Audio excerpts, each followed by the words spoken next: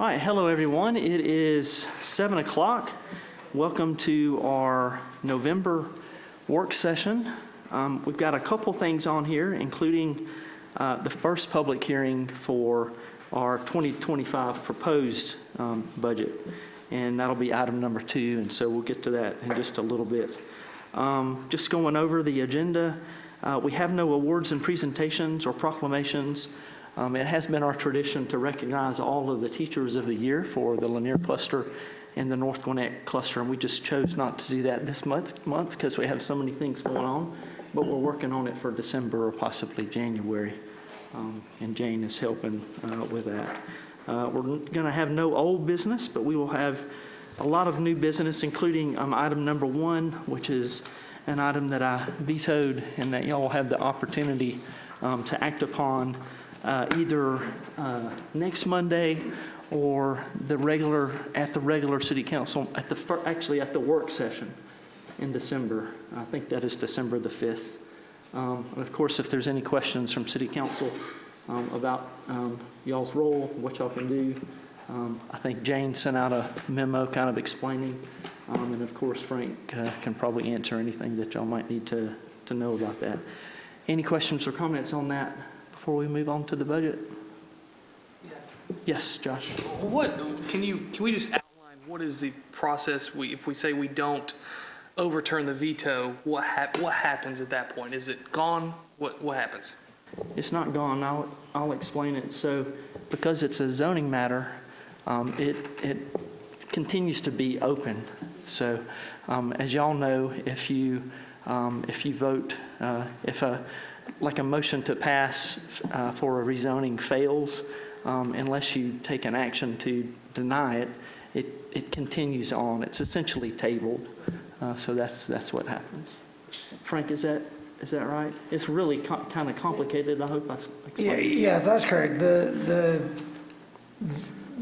zoning item will continue to exist, and council will need to take some action on it at that point. And the same actions that you had, or the ability that you had at the original meeting are still there. You can table it to a different meeting. You can vote to approve it without conditions. You can vote to approve it with a different set of conditions. You can vote to deny it. Or if the applicant has requested it be withdrawn at that point, you could vote to allow the applicant to withdraw it. But it's still on the table. Action still needs to be taken on it. And so a new motion could be forthcoming. Yes, Taylor.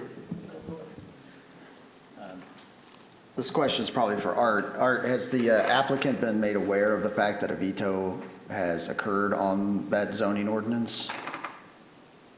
Let me confer with the team, sir.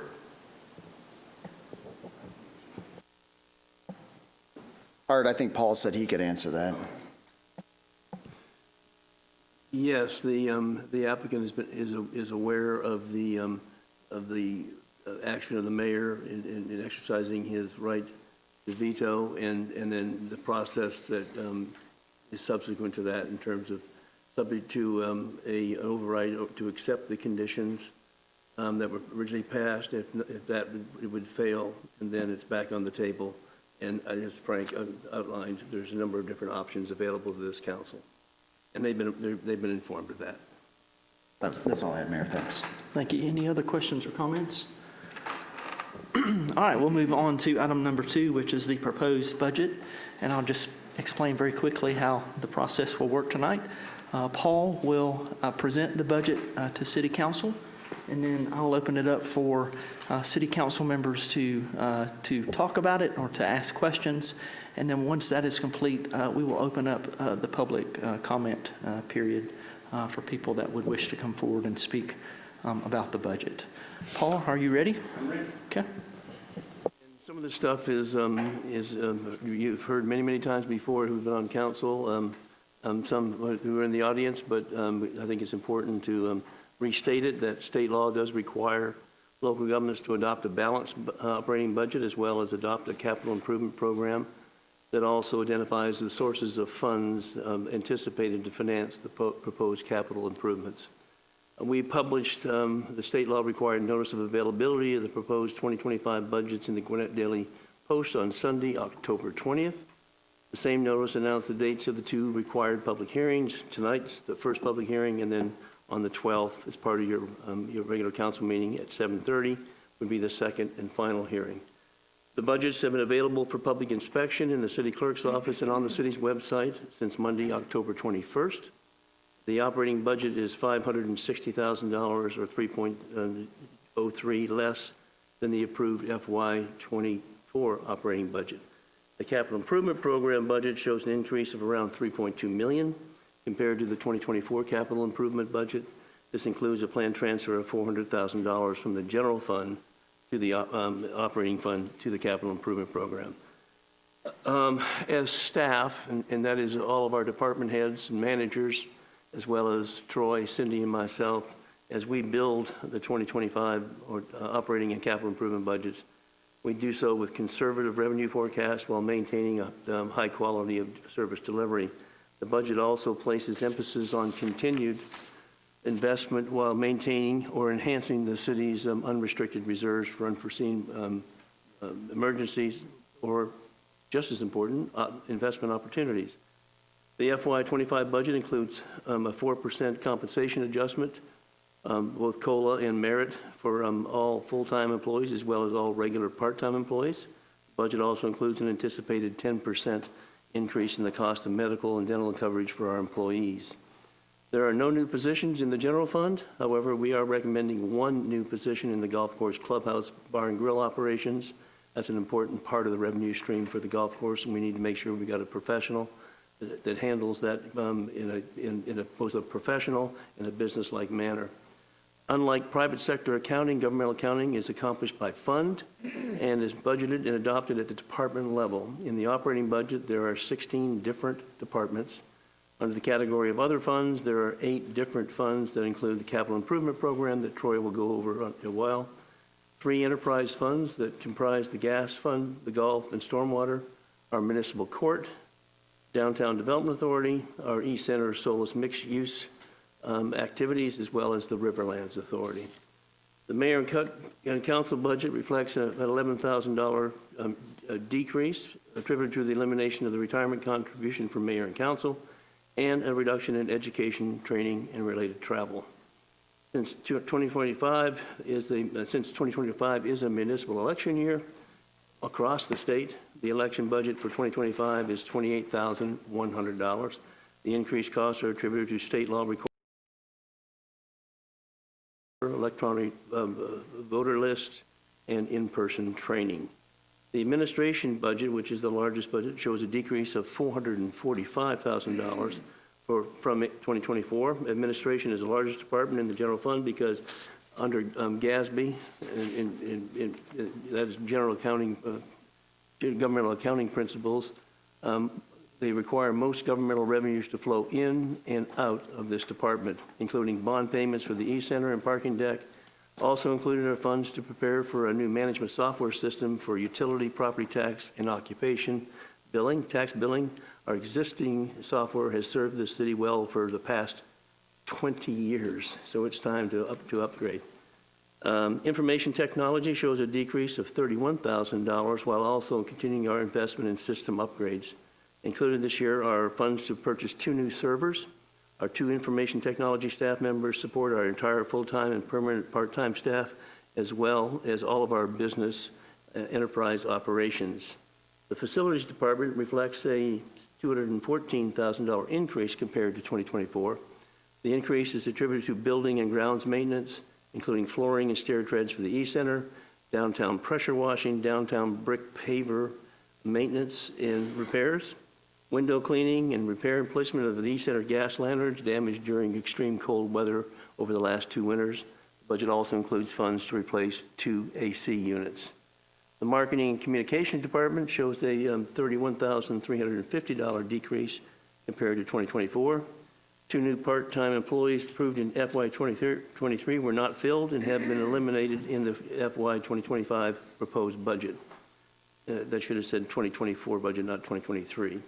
The Public Safety Department has 9 post-certified marshals and 8 I say reserve marshals that cost the city nothing other than providing them an opportunity to serve 10 hours a month to maintain their post-certification. And that helps provide citywide coverage 24/7. This budget reflects a decrease of $78,000 compared to FY 2024. Part of the reduction is reducing use of off-duty Gwinnett County Police Department officers for overnight coverage. The street department budget shows a $26,000 decrease from FY 2024. Last year, we included funds for several costly equipment purchases, such as a new flatbed dump truck and chipper and a new two-person operating crew. No new positions are programmed in 2025. However, we have included funds to purchase a new dump truck, a new skid steer, and $50,000 for contract labor during the summer months. The old skid steer is going to be purchased by the Recreation Department for $25,000. The landfill department is reduced by $2,500 compared to FY 2024. This is where all expenses that are related to state and federal post-closure monitoring and annual reporting requirements are funded until we actually close the landfill. We keep creeping up on it. There's a 30-year post-closure monitoring requirement, and we have between 3 and 4 years left, depending upon how EPD regulatory staff treat us over the next several years. Let's see here. All right.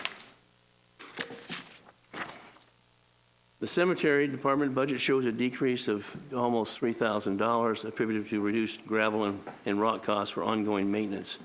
This year, we're only having one volunteer day scheduled, which means we have less gravel and less rock needed for ongoing maintenance of the cemetery, the city-owned cemetery.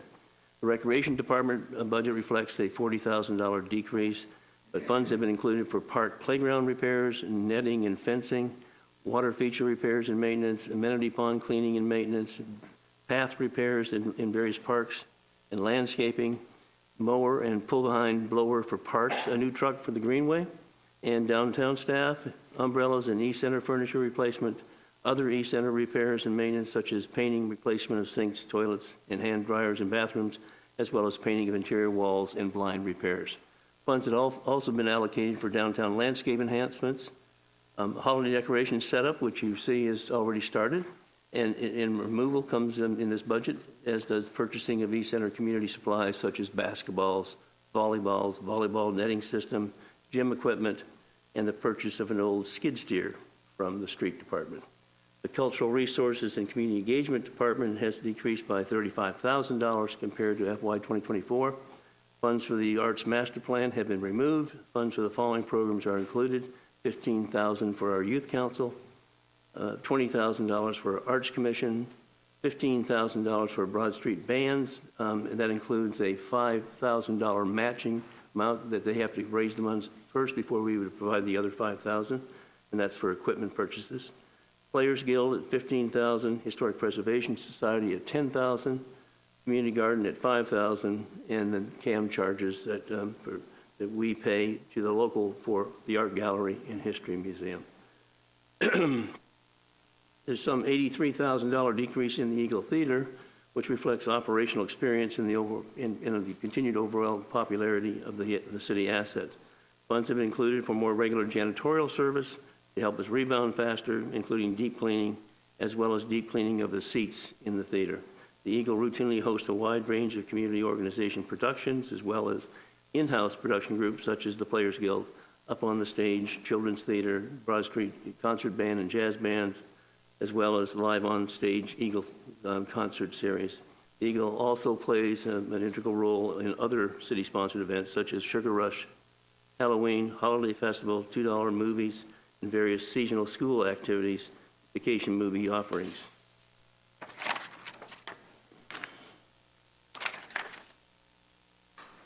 There we go. The Bowl and Events Department reflects a decrease of $52,000.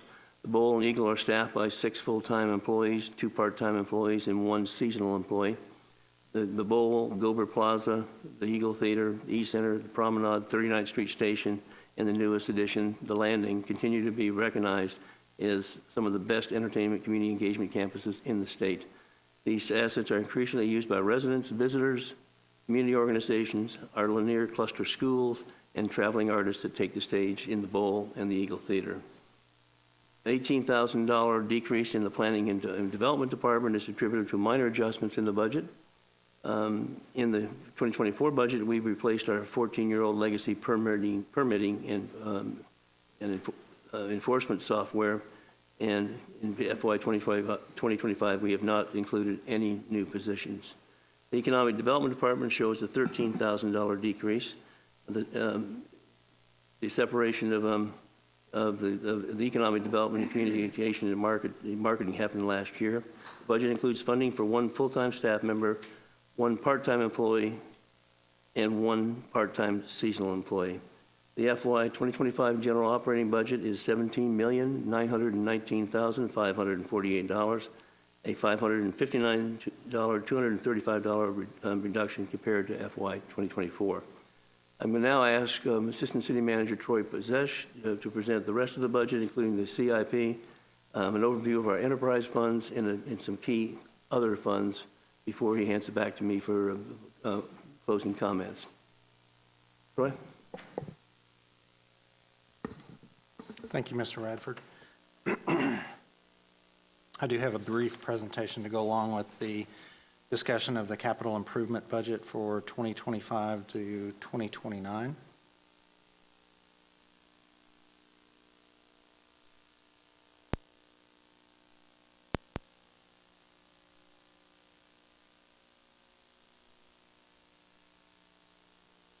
So to provide some overview to this traditional format that I've used, I have added a few elements to this first page just for reference. I want to call your attention to the legends at the bottom of the page, which outline sources of funds and any abbreviations I believe I've represented on the page there at the bottom. It also identifies plan sources that we pull from to build the budget from. And then project categories on the left, which describe transportation, recreation, parks, cultural programming, economic development, or the type of project that we assign to it. In addition, I've tried to indicate if there are new projects that are making their way into the program or the budget. I've tried to identify that. If I happen to know about it but didn't put new on there and it's a surprise to you, I'm no intentionality there. I might have just left off that particular thing, but we can go through the list and see what questions you have.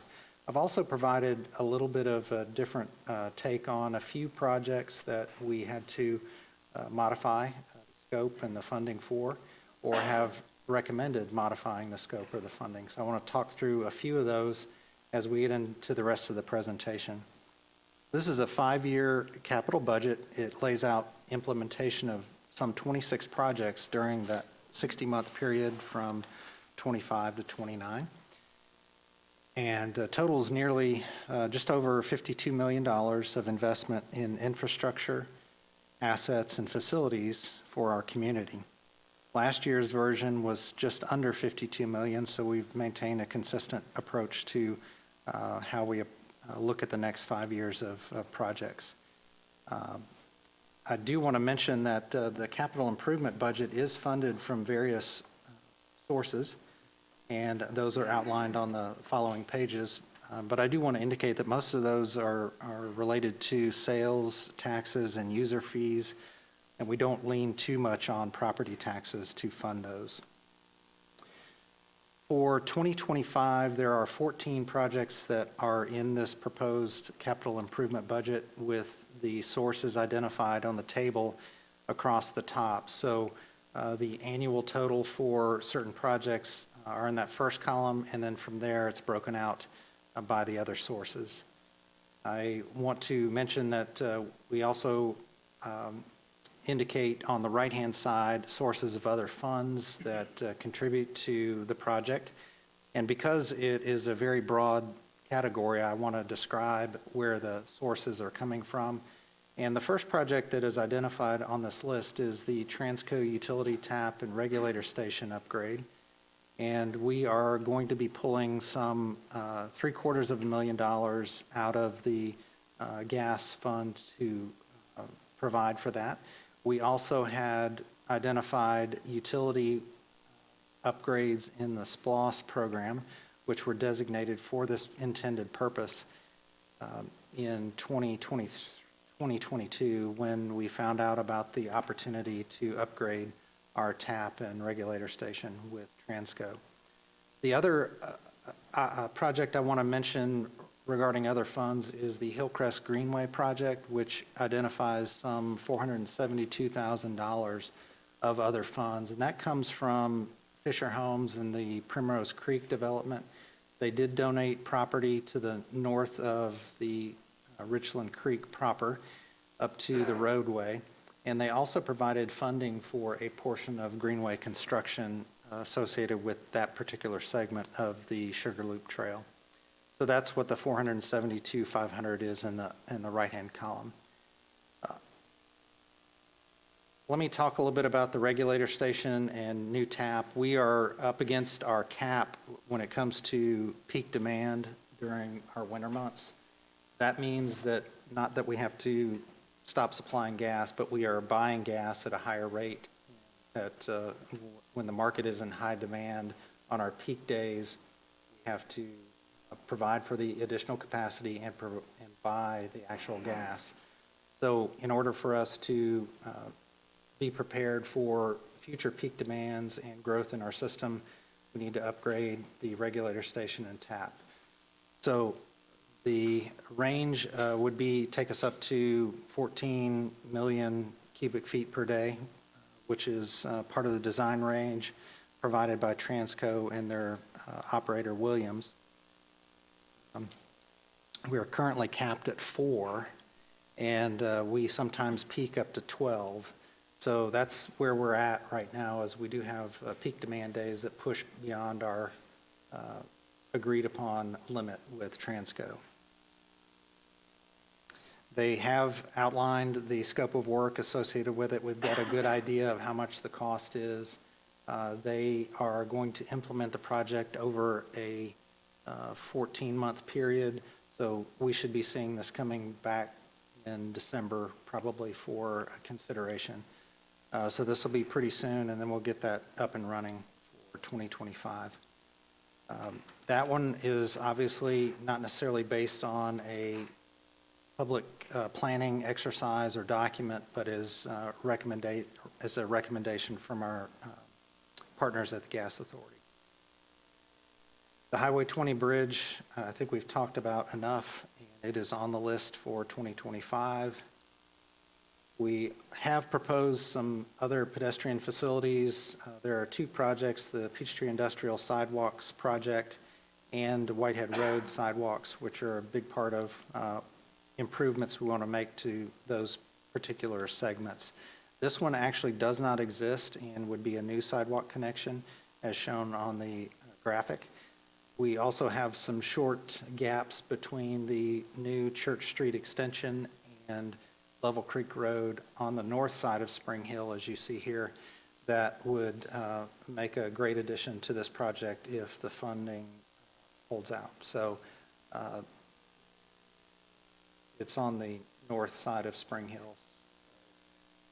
Pretty short segment, and just provides continuity on that side of Spring Hill to serve the school. Ridge Lake Park, I'm going to call this Phase 2B. I'm not sure. I think on the plan or the budget, I call it Phases 2 and 3. But I want to talk a little bit about what's next for Ridge Lake Park. We did go through a planning exercise a few years ago and developed a master plan, and we've been working off that master plan since 2017 or 18, and identified a few additional elements that need to be constructed. We are talking about adding some lighting along the highway. We are talking about adding a playground next to the pavilion, and then future trail connections through the back part of the property are part of the master plan as well. Our Parks and Rec staff have done a good job of laying out some of the trails associated with the disc golf, but there are some more that we would like to take advantage of. So not a big number for next year. I think we're at 300,000 for what you see here. Again, Whitehead Road sidewalks, we are still working with the right-of-way acquisition process. We are proposing expanding the right-of-way to make room for a larger sidewalk, and this allows us to clean up some of the conflicts with utilities that are in the area, sewer manholes, and other drainage structures. Road repairs and resurfacing is proposed to be funded currently at $750,000 and is a combination of SPLOST, Georgia DOT grant funds, and some local funding. But we have been through a process to identify where we feel like the next round of road repaving ought to take place. I want to go through a little bit more on another slide, but this will show you where we're targeting some of the resurfacing and repair money. For 2025, we do have a list of some 4 miles of work to complete, and those are on 22 different streets.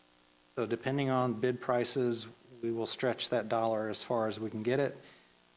Recall that in 2024, our contract was about $1 million and was made up of Georgia DOT grant funds.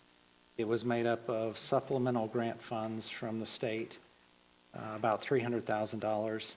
And then we also included SPLOST funding for that project. So depending on the state's willingness to supplement their LMIG funding, we may be able to move that up from $750,000 to $1 million. We would like to see how the funding opportunity presents itself. So this is probably something that is likely to be a February, March award timeframe. So that'll give us some time to see what kind of funding comes from the state coffers. I think I mentioned at several of the past meetings, we have about 80 miles of city-maintained streets in the city of Sugar Hill. So this is roughly 5% of that total. And we are working on another matter I want to mention here, which is last year I mentioned that we are working to bring the pavement condition assessment in-house, utilizing some AI technology to help us identify, the relationship and priorities of different streets over others. What you see on the left of the image in purple are the programmed improved streets for 2025, and then the other streets range in condition from red being very poor condition to green being recently paved, as in Frontier Forest and some of the roads in Primrose. So we're looking at those for the next year or two. The system, as we have implemented it, takes photographs every 20 feet or so and analyzes those photos for the type of failure condition that exists on the road. So we have a lot more data to work with than a simple windshield survey that was typical of past versions of the pavement condition assessment. So we're still digesting that, and we'll be implementing that in various repair methods over the coming years. One of the ways that we talked about doing that was including the pavement preservation methods in addition to simply milling and inlay of new asphalt. Our public works staff has been responsible for deploying the system and collecting the data. They have also gone out afterwards and visually inspected the locations where we are proposing the funding be focused. The neighborhoods that are next on the list include Riverside Walk, Richland Creek, Hillcrest Glen, Bent Creek, the Springs. And so those are some of the worst locations that we've identified as a part of the program.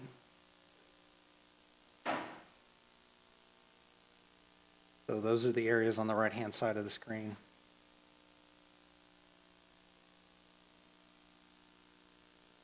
Another project I wanted to highlight was the Hillcrest Greenway Trail. We have completed some feasibility work in the area prior to the townhome development,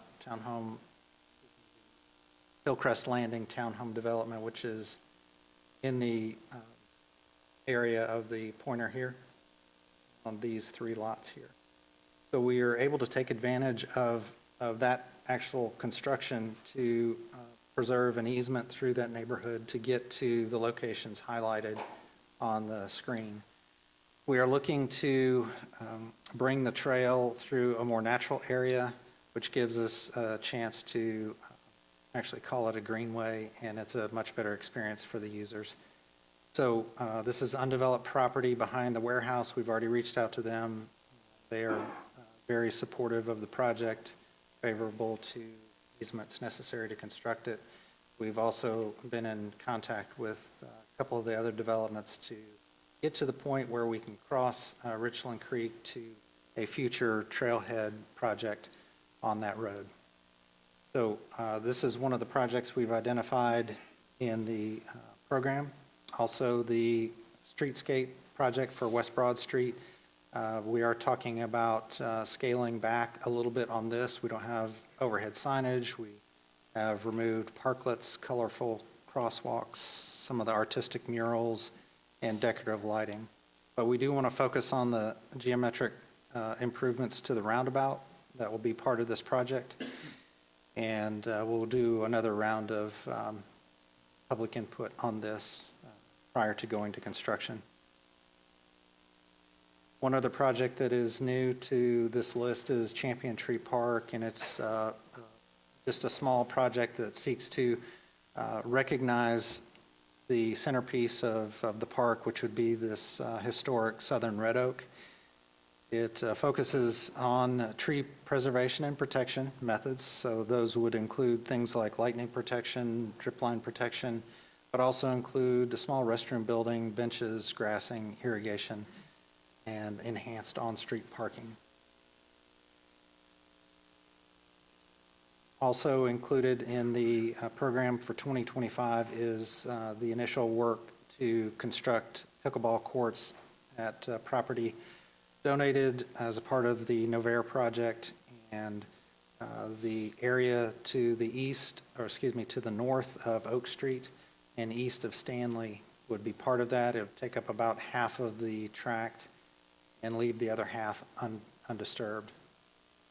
What you see here is more than what I think we might have squeezed on an earlier version that had something like 8, but 10 will fit on there with a small green between the courts, and then also a small restroom building and pavilion next to parking.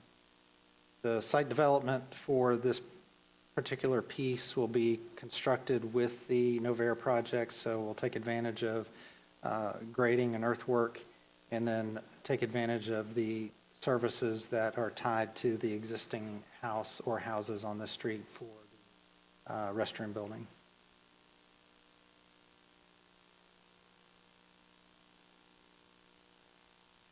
The Oak Street Inclusive Playground is also a part of the recommendation for the capital improvement budget. With the Parks, Recreation, and Green Space Master Plan, they did recommend an ADA destination playground. We are expanding the net to include things that are associated with inclusive parks. So this is just a broader category of the audience that would benefit from a playground like this.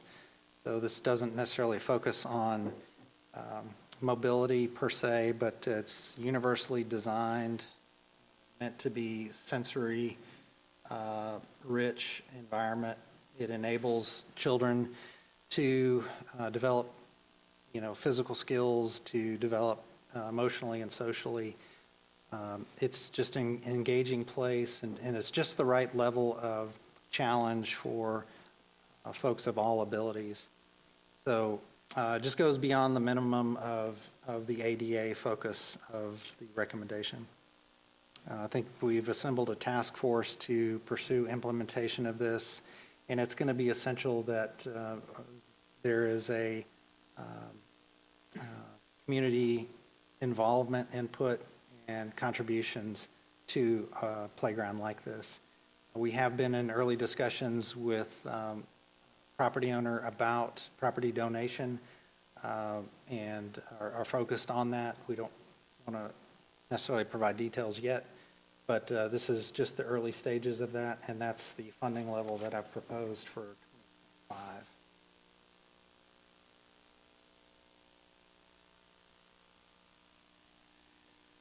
One final project I did want to mention is we've been working through a number of property and boundary issues with the cemetery. I think we got most of that cleaned up and ready for us to tackle fence improvements around the perimeter of the cemetery.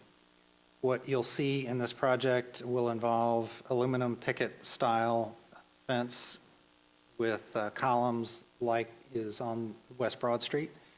And then we also have provided a more cost-effective vinyl coated chain link fence for a portion of the back that is mostly wooded, not visible. So we are going to tackle that as a unit price-based contract for the fencing, so we'll know how much that is. And then we also will take a run at providing some columns and decorative fence on the rest of it. If funding holds out, we have looked at upgrading the main entry gate with some additional signage for that location.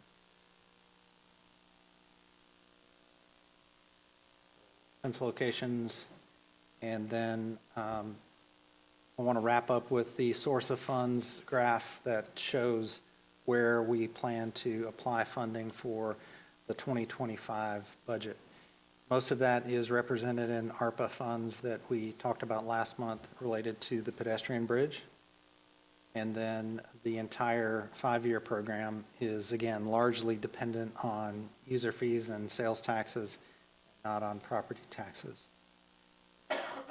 With that, I wanted to mention a few other department-related budget categories briefly, and highlight a few items in those, and they have to relate to the gas fund, which does account for some of the volatility and the uncertainty in the natural gas market related to pricing. We do some of that in terms of hedging, which means we buy or reserve gas in future years, provided the prices are moving in the right direction. That benefits us. If they are getting lower, usually it doesn't help us that much. We also have reduced the gas rebate program from $250,000 to $200,000. We have gotten some input from some other cities on that and feel like we could moderate that as well. We have gotten some applications for rebates thus far, but they just haven't shown up in the budget yet, so we'll be able to provide more information on that as well, probably by Monday. And as far as the golf fund is concerned, I wanted to highlight a few items related to the golf fund. Mr. Radford did mention a new staff position. We are working to enhance some of the revenues that are not golf specific, and those include food and beverage sales, having somebody assigned the responsibility for managing the restaurant operations is critical. Right now, we have done a decent job, but we could be doing better, and I think that's part of this program, and it's a recommendation. The golf fund should finish this year north of $2 million in revenues, and right now we're just above $1.8 million. So with 2 more months at or about $200,000 over that 2-month period, historically, we'll finish north of that. We are recommending a few capital purchases in the golf fund. This is allowing us to take better care of the fairways and greens. So it'll involve a couple of fairway mowers and some top dressing equipment that we need. We also have 20, 30-year-old equipment in irrigation system that need to be replaced and upgraded. That's in this budget. And then we also are proposing some very minor flooring and renovations to the clubhouse, which has to do with furniture and flooring. So that's the overall food and beverage focus that I mentioned. I do want to just highlight the Riverlands Development Authority is in the final stages of finishing the Riverlands Master Plan. So we are proposing that they carry over some of the funding for that in 2025. The only budget I did not mention was stormwater, and we've been tracking that pretty much consistently with the exception of last year. We did not end up using funding that we had planned to use for a large project, so we are sticking with a much lower and moderated level of spending for stormwater. And we'll focus largely on the cured-in-place pipe method for lining lining old pipe and not having to do open-cut methods. Turn it back over to Mr. Radford. Thank you, Troy.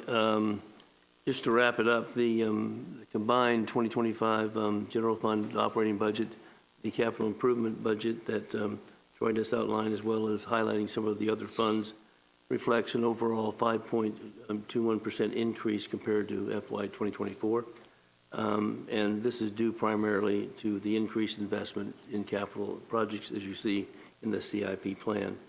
As a city, we remain in sound financial position. We have strong unrestricted reserves. We will likely end conservatively with approximately $9 million in unrestricted reserves. This reflects a 50.2% coverage ratio of the proposed 2025 general fund. You should view this as the city's savings fund, a savings account that provides an operational cushion and enables the city to weather the ebbs and flows of the revenue cycle, because all of our money does not come in at the same time, as well as to respond to emergencies and, again, opportunities. Our staff, from our field staff to our office staff to those who are challenged every day to deliver the best product they can, they take pride in their work. They love where they live, the assets they manage and nurture, and the wide variety of programs and services that they get to deliver to our community. So on behalf of our entire staff and our management team, I proudly submit the FY25 operating budget, capital improvement program, enterprise, and other fund budgets for your consideration and adoption. Thank you. Thank you, Mr. Radford. I know that Meg has some things that she wants to talk about, but I think first let's just see if there are any questions. Let's get through the questions and then we can do the comments and discussion. Quite a few, but I'm happy to let someone else go first if they prefer. You're welcome to, Mr. Purple. All right. Thank you. So a couple of questions first before specifics about the budget. Most of the council members, maybe all, have met with you to discuss budget. Have we made any changes reflected from those discussions? No, Mr. Redford? Okay. Okay. All right, thank you. You mentioned some 20-year-old software. I didn't pick up what software you said that was. Was that taxing? That's our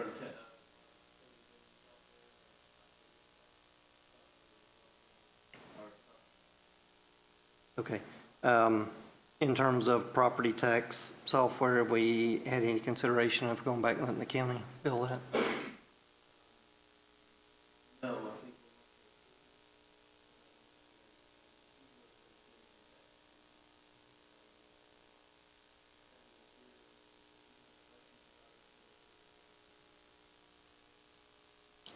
I think. Right. Mr. Basesh, I think you mentioned there's 22 roads on the repaving list. 4 miles, which equals 5% of the total road network. I think we're showing $750,000 there. I don't think that's near enough. I think we need to see that increase to at least $1 million on street repaving. Noted on the map that you displayed all the red that's there. Certainly, as you mentioned, we do need to look at other things besides just paving, some preventative measures, and that may take additional funding as well. I think we certainly need to look into that. Also, in the capital plan, you had 2 new parks. We've never even discussed those as a council, but apparently you've had some discussions with nearby property owners. The one across the street here, I've never even seen, except when we had a zoning on the shopping center out front. There were some pictures in there, which surprised me, and I've had no discussions on that since then. And then similar, the one down the street with the oak tree, I never saw that until we started discussing that development project on Whitehead Road. I think we'll have discussion and input on those before those are just lumped into the budget. And then some specifics in terms of the budget numbers. Let's see. In terms of the concerts, outdoor concerts, we did get some information. I don't know if the rest of the council got that. I got it at the meeting I had on the budget. I'm happy to share that, or the city clerk can, I'm sorry, Cindy can distribute that to the extent we have it. But the losses in there the last couple of years, we averaged in 2023 $60,000 loss per concert. We're not done with this year's. I think we still have one to go. The Sea Level Grand Concert still to go, so we don't know the final numbers on there. But a net loss so far of I think 160,000, which is 40,000 a concert. I think we need to revisit what we're doing there and see if there are certain types of concerts that sell better than others. I guess one of the concerning things is sales didn't necessarily seem to be an issue, because on the form that was presented, all but 2 of those were considered sold out. So we may look at some adjustments to pricing or who the acts are, that sort of things. I just think that's something we need to look at controlling our losses on. Eagle Theater, 2023, we had a $430,000 loss there. 2024 year-to-date shows $365,000 loss. 2025 proposed loss, $519,000. I think we need to look at what we're doing there as well in terms of where are all our costs, where are the revenues, are we capturing the revenues we should, but try and operate at less of a loss on those. A couple of transfers from the general fund on page 3 of the expenditures to golf, $73,000.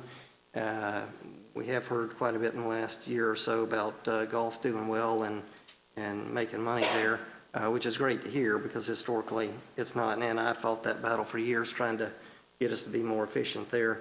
But last year we put money into it for the courts. This year we're putting money into it again. It seems like at some point it needs to be able to do a better job of paying for itself as well. Parking deck bonds and the bonds in general that we have there. Another graphic I got from our finance clerk, which I'll be happy to share with everyone, but it was just an illustration she drew in terms of the sources of revenue and how they flow from the lease tenants to the DDA, from the gas department to the general fund to the DDA, and that sort of thing. The debt service there, $2.9 million, 2.44 of that's coming from the gas system. So the tenants there are only paying $500,000 of the debt service. So it's basically a 5-to-1 being paid for by the gas department versus the leasees. So again, I think that we have some things we need to look at there in terms of profits and loss. Let's see. On the capital budget, Peachtree Industrial Boulevard sidewalks, that's a county-maintained road. Why aren't we getting the county to pay for those? I think in 2013, as part of the 2009 SPLOST, Okay. a section of sidewalk was constructed on the east side of Peachtree Industrial. It was a county road then. I saw a gap that made sense to connect. Okay, I would just ask that we check with the county and see if we can get them to pay for that. I don't have that amount right in front of me, but typically on their roads, they would pay for it. Obviously, we do from time to time fill in other things, and we do trade-offs. We do some things and they do some other things. I just want to see if we have a way of recouping that or having them pay for it outright. I would prefer that. I mentioned the road paving. I think that needs to be at least $1 million. One of the things in the capital budget, the roundabout is $368,000 this year, projected 2.5 over 5 years. I myself have mentioned that I would like to see it lowered, but I was talking about a project of about $100,000 done in-house just to cut a couple of rows of bricks off and a couple of feet of dirt there. $2.5 million, I just can't see spending that when we're so far behind, in my opinion, on the streets there. I would much rather put that project off and attack streets before we redo anything there, certainly to that magnitude. Again, what I was talking about was nowhere near that level. We have money in there for wayfaring signs downtown. I think downtown is the signs are pretty good, but where I think we do have a problem is in the neighborhoods.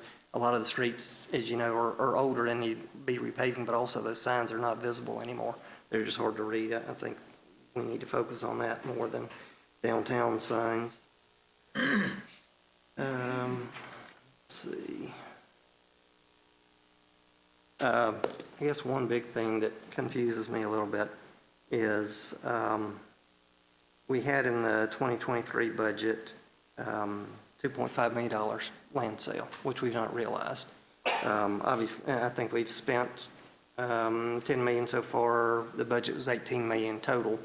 I'm not aware of that being an imminent land sale, so $2.5 million, how are we accounting for that loss? Are we not spending that, or are we borrowing?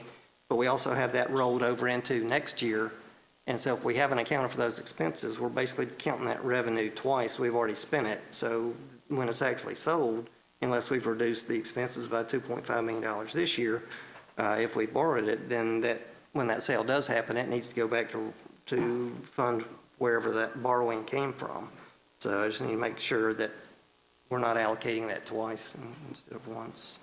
I think that's the majority of my larger ticket item questions. Yield the floor. Thank you, Mr. Perkle. Yes, Mr. I have some Page. questions as well. I think my question's regarding software as well.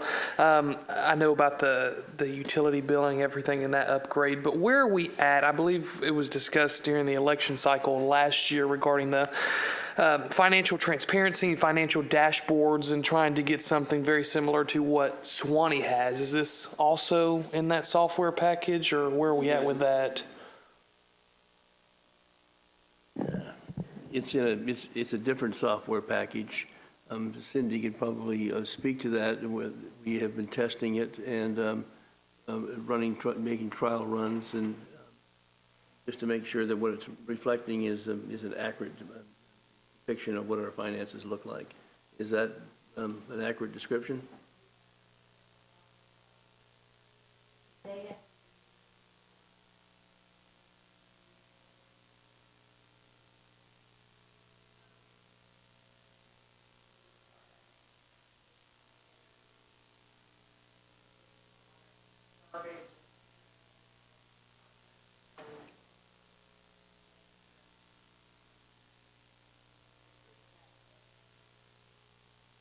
Okay.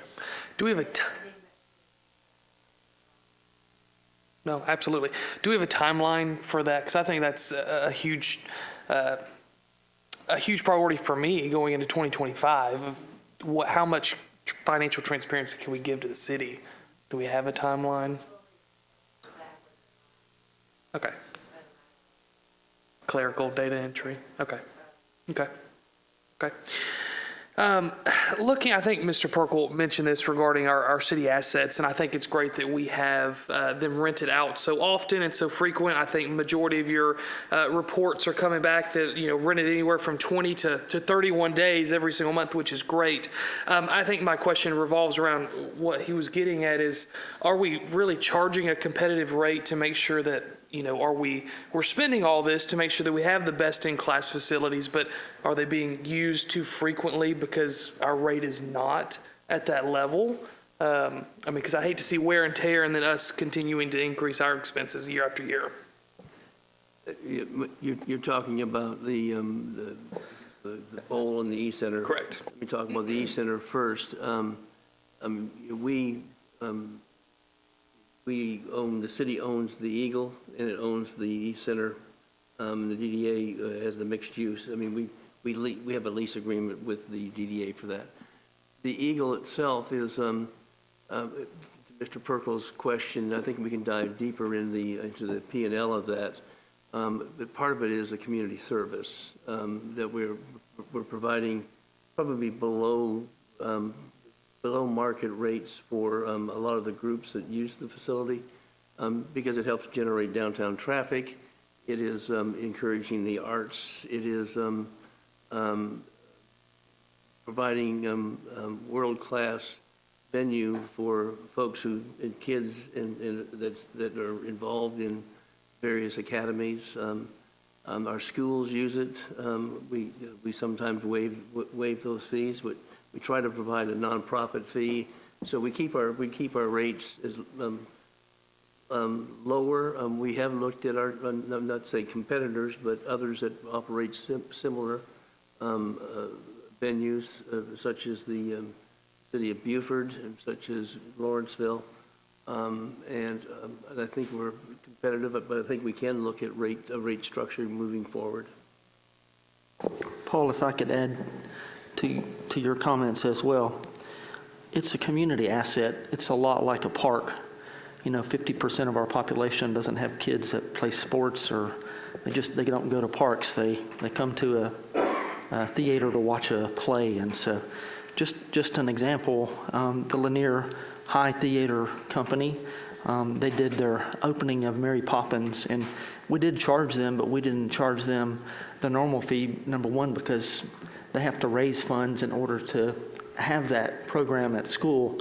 But we wanted to give them the opportunity to showcase themselves to our community and also to the business community so they could fundraise. And so in the future, they don't have to do it that way. And so there's a little bit more to it than just a business. It's a community asset that the community expects to be able to use. It's their investment. No, I completely understand that. I think it really goes back to our big headlining events and making sure that what our expenses are. I think we've all had discussions, kind of at length and some short, but just making sure that, if we're spending, $75,000 on an act and a production, that we are really trying our best to get as close back to that line item as we can. I understand the economic development part, but, as Mr. Perkle outlined some of those big numbers, it's kind of a big number in terms of losses and things that we can do. And I think just looking at holistically, how can we get closer for our expenses to get closer to what we're actually bringing in there year after year? I think, once again, I think the questions are legitimate, and the business plan is a legitimate question as well, an inquiry. We have, you learn over time which events do the best. Our venue itself has a limit on the number of seats that we can sell. Where we can do a better job, I think, is getting some headline sponsors for the Bowl and for the Eagle that would help offset some of the deficits. And that's a goal of mine in FY 2025 is to it's now a well-known product, and it has a value that could generate revenue that helps fill those gaps. And we do look, Avery and myself, we do sit down routinely to talk about various acts and their cost and what is our anticipated revenue. Our downtown campus is all about placemaking, it's all about quality of life, and the Eagle and the Bowl are two of those greatest assets that help attract that investment, not just here, but all across in our subdivisions where, I think if you're a homeowner, people want to be here, it helps with that as well. So but the bottom line is a true business decision. You want your revenue to match your expenses, or we're not in the business to make money, but we are in the business to not give away money. So I think those, your questions are legitimate. We're getting closer. We suffered through COVID, that hurt us. We've looked at various price points for tickets, let's say we're charging 40 now. If we charge 60 or 65, what is that going to do to, are we going to have a vacant seat? And vacant seats are not good optics. So we've been looking at trying to figure out where that sweet spot is for the number of seats and the cost of the act, so. Okay, thank you. Mr. Masesh, we're looking at Ridge Lake Park and I guess Phase 2B, you mentioned 3 different items. I didn't know, where are we at with road screening or road landscaping along Highway 20 and also buffer screening? Because I know we added some disc golf over there and you can clearly see some Arbor Close houses over there, and I'm sure that's a concern with buffer and trying to give them the most privacy that we can. So didn't know, is that coming along, Phase 2C or 3 or? We've been active over there monitoring what it looks like between the park and the neighborhood. We've met with a few neighbors, talked about kind of what the disc golf looks like from the park side, and we've also had to do some clearing because they've also complained about trees that are leaning and threatening their backyard or garage. So we've done some of that. There isn't anything specific in the capital budget for landscaping, but we've added some in the first phase. We can add some more in future phases. It's not a big number, so we can do that. We can also participate in some additional operating and maintenance work that will allow us to spot plant along the property line. Perfect. Looking at the asphalt and repaving, I know 22 streets. Do you have what our current average, where we're at right now with the score for, is it Volantics, and where is this going to put us at after that, after we do 2025? Is it going to be a huge increase that we're going to see score-wise? I don't think we'll see a huge increase, but we will see an improvement. Okay. Right now, with the new AI software, instead of being at 80 PCI number, it's more like 66. Okay. Just because there's a lot more data that's coming in that's being processed by it. We've also worked through some things that we saw in the early versions of the algorithm that identified shadows as large patches and crack sealing as large cracks, manholes versus potholes. So we've been working with them on the implementation of that and what it looks like. So yes, there will be some improvement in the PCI rating when we're done with our 4 miles of streets. Tad bit off topic on the budget, but how often are we doing that? We did it twice this year. Okay. And it's our equipment, so we can do it whenever we want. Okay. So we planned on doing it at or about before or after the paving work. Okay. Okay. And then last thing, I know very similar to the vent question, looking at the golf, and I know as we have a lot of traffic out on the golf course and everything like that, which is great, but I know we're starting to have to spend some large amount of money on new equipment because it is being used so frequently. Are we looking at a potential rate increase going into 25, 26 to help reduce the wear and tear as we go? Yeah, the last 2 or 3 years, we've looked at rates, and we continue to look at them. Last year, I think we adjusted the non-resident junior senior rates. We are looking for a way to keep the number of rounds down. Yep. And some of that just involves adjusting some of the pricing. I don't know that, Andy, that we've talked about specifics yet, but we get usually huddle up with Scott Murphy and Andy and I, and we talk about the rate and what it should be for 2025.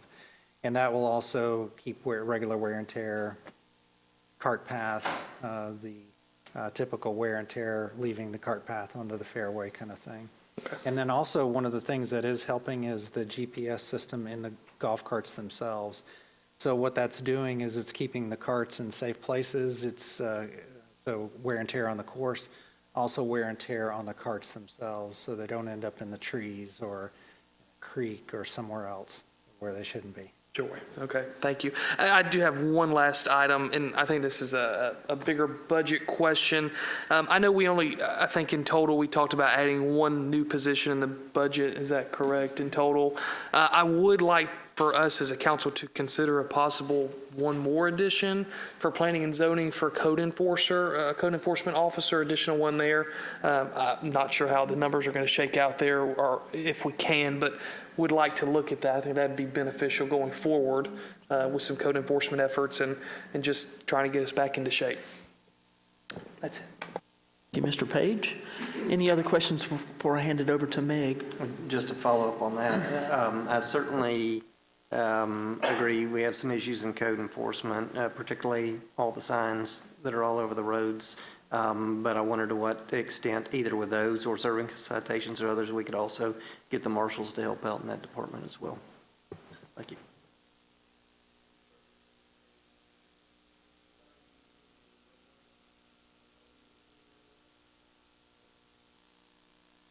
When you say signs, you're talking about like sale signs and campaign signs? Yeah, Got all it. of those sort of things. Yes, sir. Rental signs. Okay. And yes, some of them are the big fluffy banners down here at the Shell and across the street and Okay. others. But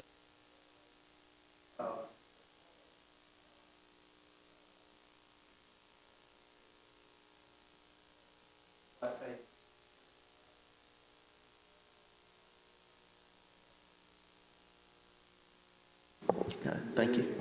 Signs there, but the house.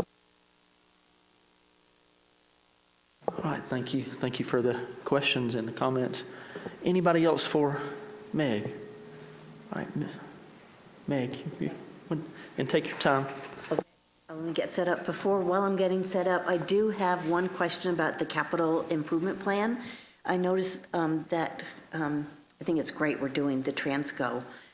When I did have the budget review meeting and I went over items with the capital improvement with Troy and Paul and Cindy, to just be aware as we're looking at items on the capital improvement, which adds up to a hefty figure, that Transco figure could be a little bit conservative. So we just need to be careful about the capital improvement plan. On the bridge, the motion was made last month to spend $7,102,626.50 for the construction of the bridge. And in the capital improvement plan, $7,125,000 is quoted. So that's a difference of $22,374. And I was just wondering how that difference came up from the motion. The motion was to approve a contract with Amshiv Construction for the construction portion of a project. We did anticipate initiating some activity in 2024, which would leave a little bit more for inspections, testing, those kind of project-related expenses. Okay, Meg, you're going to have to teach me how to do this so I can get my PowerPoints. okay. They're really cool. It is cool. Okay, so I want to go over some highlights of the proposed budget changes. And I have my top 10 list. And these are the first few have to do with the capital improvement budget. For example, the Oak Street Park and the Champion Park. I would like to see those move to the 2026 budget, mainly because there have not been any public discussion or any community input on those. And when I had that budget preview meeting, it was mentioned to me that those are in the very early stages and actually are kind of like placeholders right now. So when we're looking at the Oak Street Park and the Champion Park, There's not a lot of details. I would really like to see more community input on both of those. As far as the Oak Street Park, right now, the proposal is for perhaps 8 to 10 pickleball courts. So I've been going around looking at pickleball courts and trying to get some information about those. I know that's a very popular item right now. And I also talked to Gwinnett County, who is looking at adding pickleball courts. They're looking at 6 for a cost of perhaps $600,000 to $800,000. And if we're going to look at the pickleball courts, I think we could be a little bit more conservative and put in 6 to 8. When we are talking about also having an ADA playground at the Oak Street Park, I think that that type of playground will require more handicap parking. Or the other possibility is have the ADA or the inclusive playground at Ridge Lake Park. We already have parking there, and Phase 2 of Ridge Lake includes more parking, so we could put more handicap spots out at Ridge Lake Park, and there's already a restroom there. So that might be a possibility to have that ADA up at Ridge Lake Park. It was pointed out to me when we talked about the pickleball court that it can be kind of noisy. I went up to the pickleball courts at Robinson Park, just 3 miles away. They have 6 of them up there. So I went up there a couple times, like at night and the weekends, and yes, they're busy, and it can get kind of noisy. I don't know if the activity and noise associated with the pickleball courts, 8 to 10 or 6 to 8, would be maybe the best location for an all-inclusive playground. So I just wanted to bring those up. I don't know, we have this line item for the estimated cost, and I don't know if consultants have been approached for a basic price for these items, but ideally, as I have here, I would love to see those move to the 26 budget, especially when we already have a high item capital improvement budget. The gas appliance rebate, oh wait, let me move back up. The downtown streetscape and roundabout, I'd also like to see moved to 26. When the pedestrian bridge was proposed, it was my understanding that funds for the roundabout were taken from that and put into the bridge. So I was kind of surprised to see that in 2025. Downtown streetscape, we've seen pictures, we've talked about how about this, how about that, and that was also mentioned. You know, we just have possibilities right there for the downtown streetscape. So I'd like to have more discussion on that, more community input, and move both of those items to 2026. The gas appliance rebate was discussed. That should say $200,000 is proposed for this year. It was $250,000 for last year. The gas appliance rebate program did not generate any revenue in 2023, and so far has not yet for 2024, although what I heard here tonight that as of Monday, there might be some. I just don't believe that it is necessary to have a separate contract for marketing and sales for this program. We have our own gas department and marketing department. The contract with the MGAG for this sales and marketing rebate program is just slightly over $41,000 a year. So I think that's something we can eliminate. And then on travel, there are several departments in the budget that are allotted travel. What I did was I took all of the departments and added up what they actually spent in 2023 for travel, what the 2024 budget proposed, and what has been spent as of October 2nd in the travel, what is proposed in the 2025 budget, and what I would like to see changed. So I only have about 5 changes here, and I'll just go over the changes. For mayor and council, the 2025 proposed budget is 10 grand. And so far, only 4,600 has been spent. So that's an area where I could see could be trimmed. Administration has only spent a little over 12 grand. but 25,000 is being proposed. I think that could easily be moved to 18,000. Moving on down to marketing and communications, they spent 0 in '23 and a little over $1,000 this year. So I think a $2,000 budget would be in line with those, that item. Moving down to cemetery, 0 for both '23 and '24. So I think a $250 and not a $500 budget item would suffice for that. Recreation has spent 0 both years. So I'm just proposing instead of 2,400, 1,500. And then moving down to Bowl and Plaza events, they've spent a little over 1,900 in '23 and a little over 3,400 this year. So for '25, a proposal of 5 could be moved to 4,000. And then moving down to municipal court, from 1,000 to 500, since they spent 0. And DDA has also spent 0, so changing from 1,000 to 500, that knocks down the total travel expenses of $61,950. We seem to, we're being asked to vote on a travel budget, but we really don't know exactly what all this travel entails. I believe it should be mainly at least 95% within the state of Georgia, and out-of-state travel should be approved by mayor and council.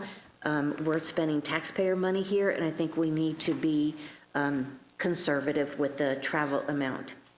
The other item that I thought we could also trim a little bit would be education and training.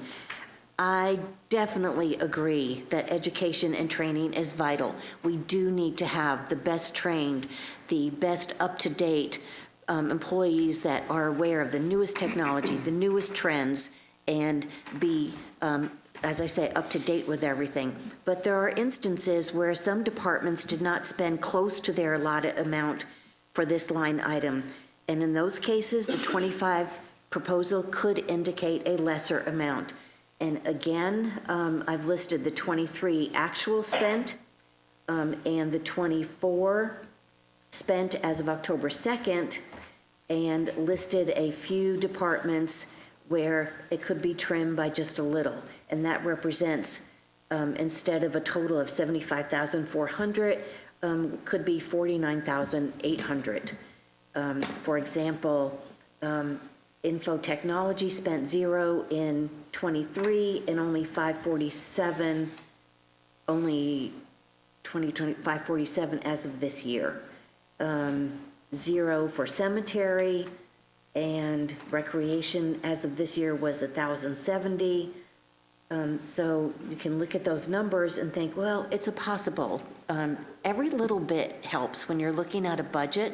I think things like that are important.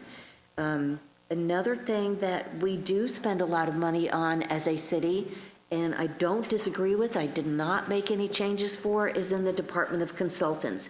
As I've been going through the budget and I'm seeing, gosh, this really does add up. I see consultants for various departments. And I agree. I know that we, as has been explained to me, there are situations where consultants are need to provide site plans to us, geographical studies, feasibility analysis, topography studies, and these need to be completed by a consultant and not in-house. I would like for the council, if we're going to vote on spending $477,000 on consultants for what cannot be done in-house, I would like the council to have more background information on what exactly does this over $400,000 provide for. It just would be nice, especially for the council, to know, okay, this is what we did this month, this is why, this is what we need. I would like to have that explained a little bit more.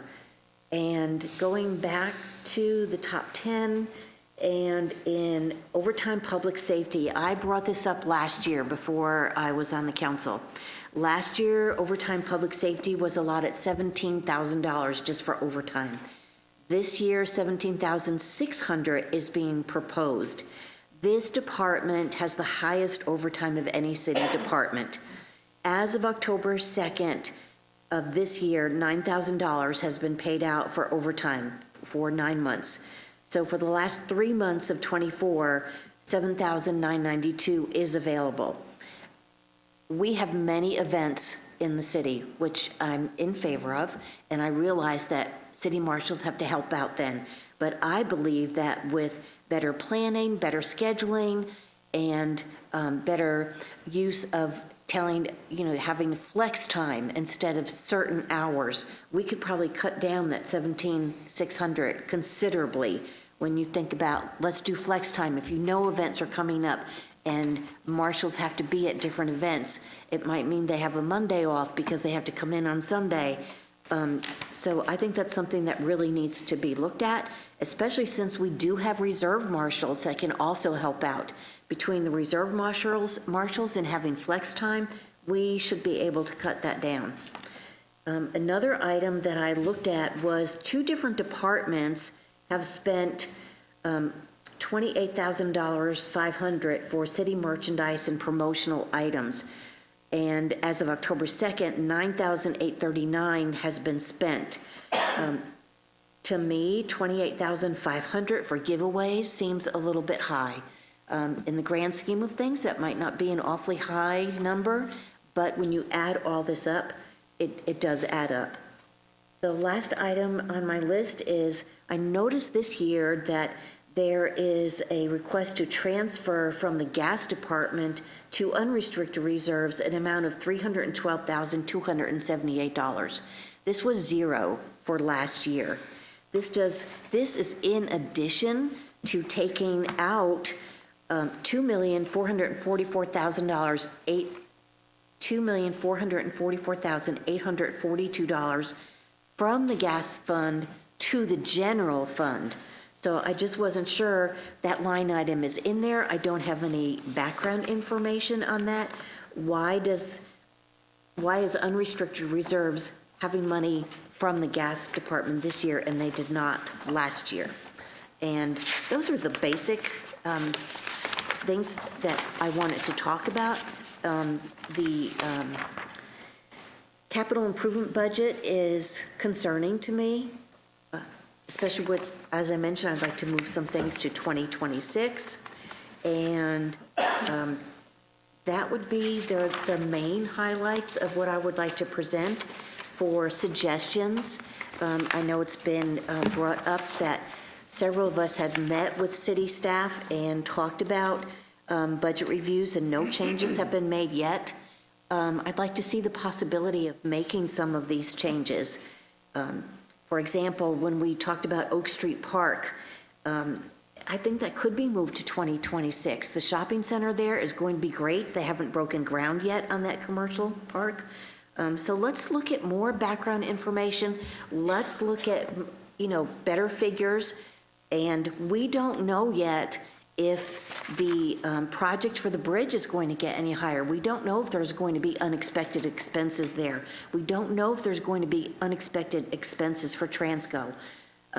So I'd like to be a little bit more conservative with the capital improvement budget, and I'd like for city staff to look at some possibilities in the general operating budget. And I realize this is a huge job, and I appreciate the time and effort that department heads have given to gathering up their budget and coming up with the figures and, making cuts and seeing what could be trimmed. As council members, we are responsible to make a vote because we're public servants and we have to serve the public, and we have to provide good services and be conservative and smart with the money that we are entrusted to spend. And that's all I have. Thank you. Thank you, Ms. Avery. Anybody else wish to speak or ask questions? Yes, Mr. Anderson.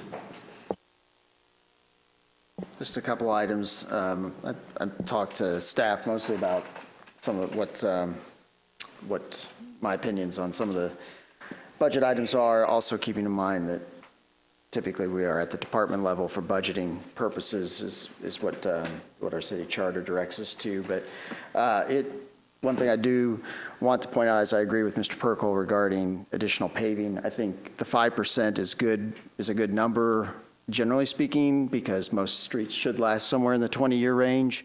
However, we do have a couple of streets that experience heavy loads of larger trucks and higher wear and tear. So I think getting that number up to around 6 to 7% would be a good target goal for the streets repaving. And I think that $1 million certainly would get us there that Gary had mentioned. Paul, I was glad to hear you mention about the sponsorships. I think that's a great idea. The Chamber does a great job of marketing sponsorship opportunities for its various events. I'd like to see our marketing and events department offer more opportunities for sponsorships. I know that there are several downtown businesses that could use that exposure anyway and would probably be willing to sponsor that, especially if it's bringing customers to their door every weekend. So I think it's a great opportunity for every event, whether it's Halloween and trick or treat and sponsoring candy buys and things like that, to just general concerts and anything else. I know that the Aurora Theater has a lot of somebody sponsors their lobby, for example, so I think there's a lot of opportunities to find revenue sources from our own business community and those folks that do business with the city. I think that's a great opportunity to increase that, and especially if it's really easy to do, like go online and enter a credit card for $1,000 and you got a sponsorship. And I think those are great ideas to move forward with. I do agree that raising our fees, looking at ways we can raise our fees, and whether it's green fees at the golf course, the ticket prices, because we are doing such a good job selling out our concerts, but also keeping in mind that it still is a community event and something that's very important to make accessible, not just to those that have a lot of money in our community, but also those that may not have and be as fortunate as others. But generally speaking, I want to say thank you to the staff for putting this budget together. I think it's a very good budget with some minor tweaks. I think it could be it's something that's done a very good job. I've been fortunate to be up here for this is my seventh year up here, and the staff has always done a fantastic job with the limited resources we have. We are not the federal government. We don't get the opportunity to run a deficit to fund our monies. We have a very good unrestricted reserve fund. That 50% of our annual budget is, I think that's fantastic. That's a great conservative way of helping us weather the various events that we know about and those that we don't know about.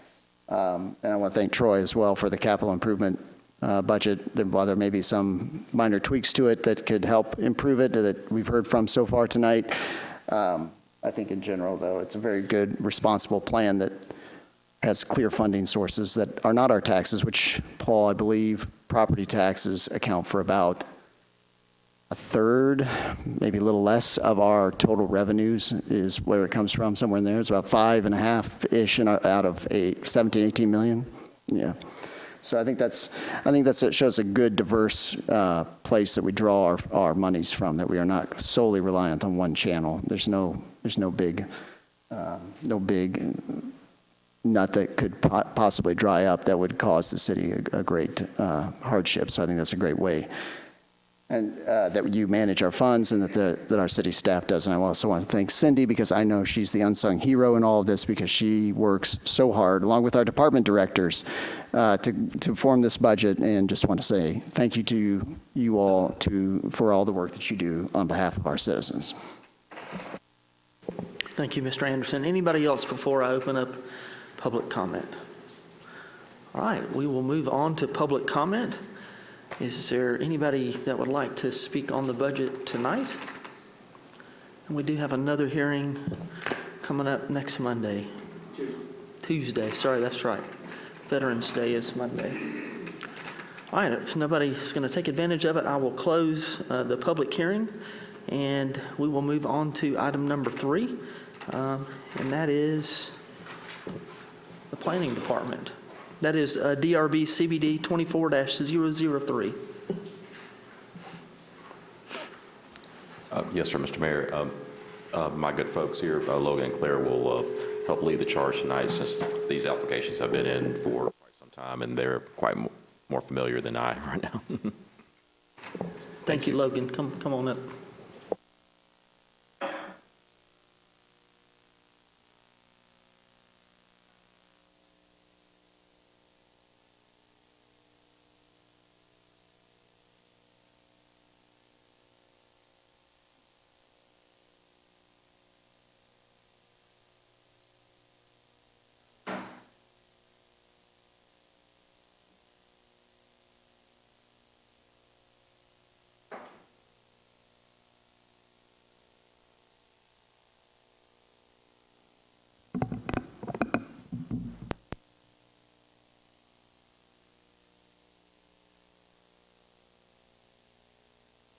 All righty. Good evening, y'all.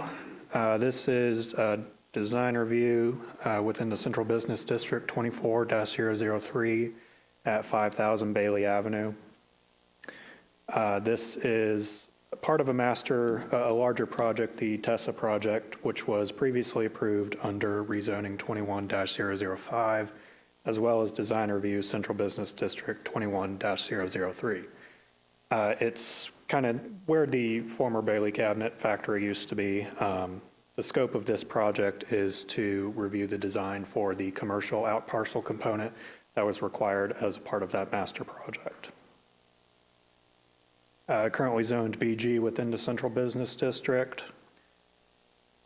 This request is approximately 0.65 acres of the entire parcel site, which is about 10.5 acres.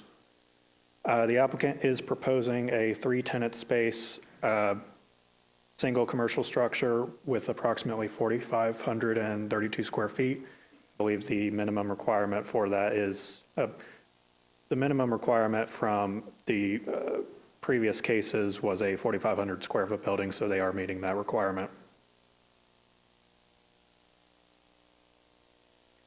The structure is finished with a variety of materials, including board, cementitious board and batten siding, brick, and wood look siding, finished in a variety of gray and neutral tones. And they've also submitted the dumpster for design review as well. It does meet all of our requirements, being enclosed with brick and a gate.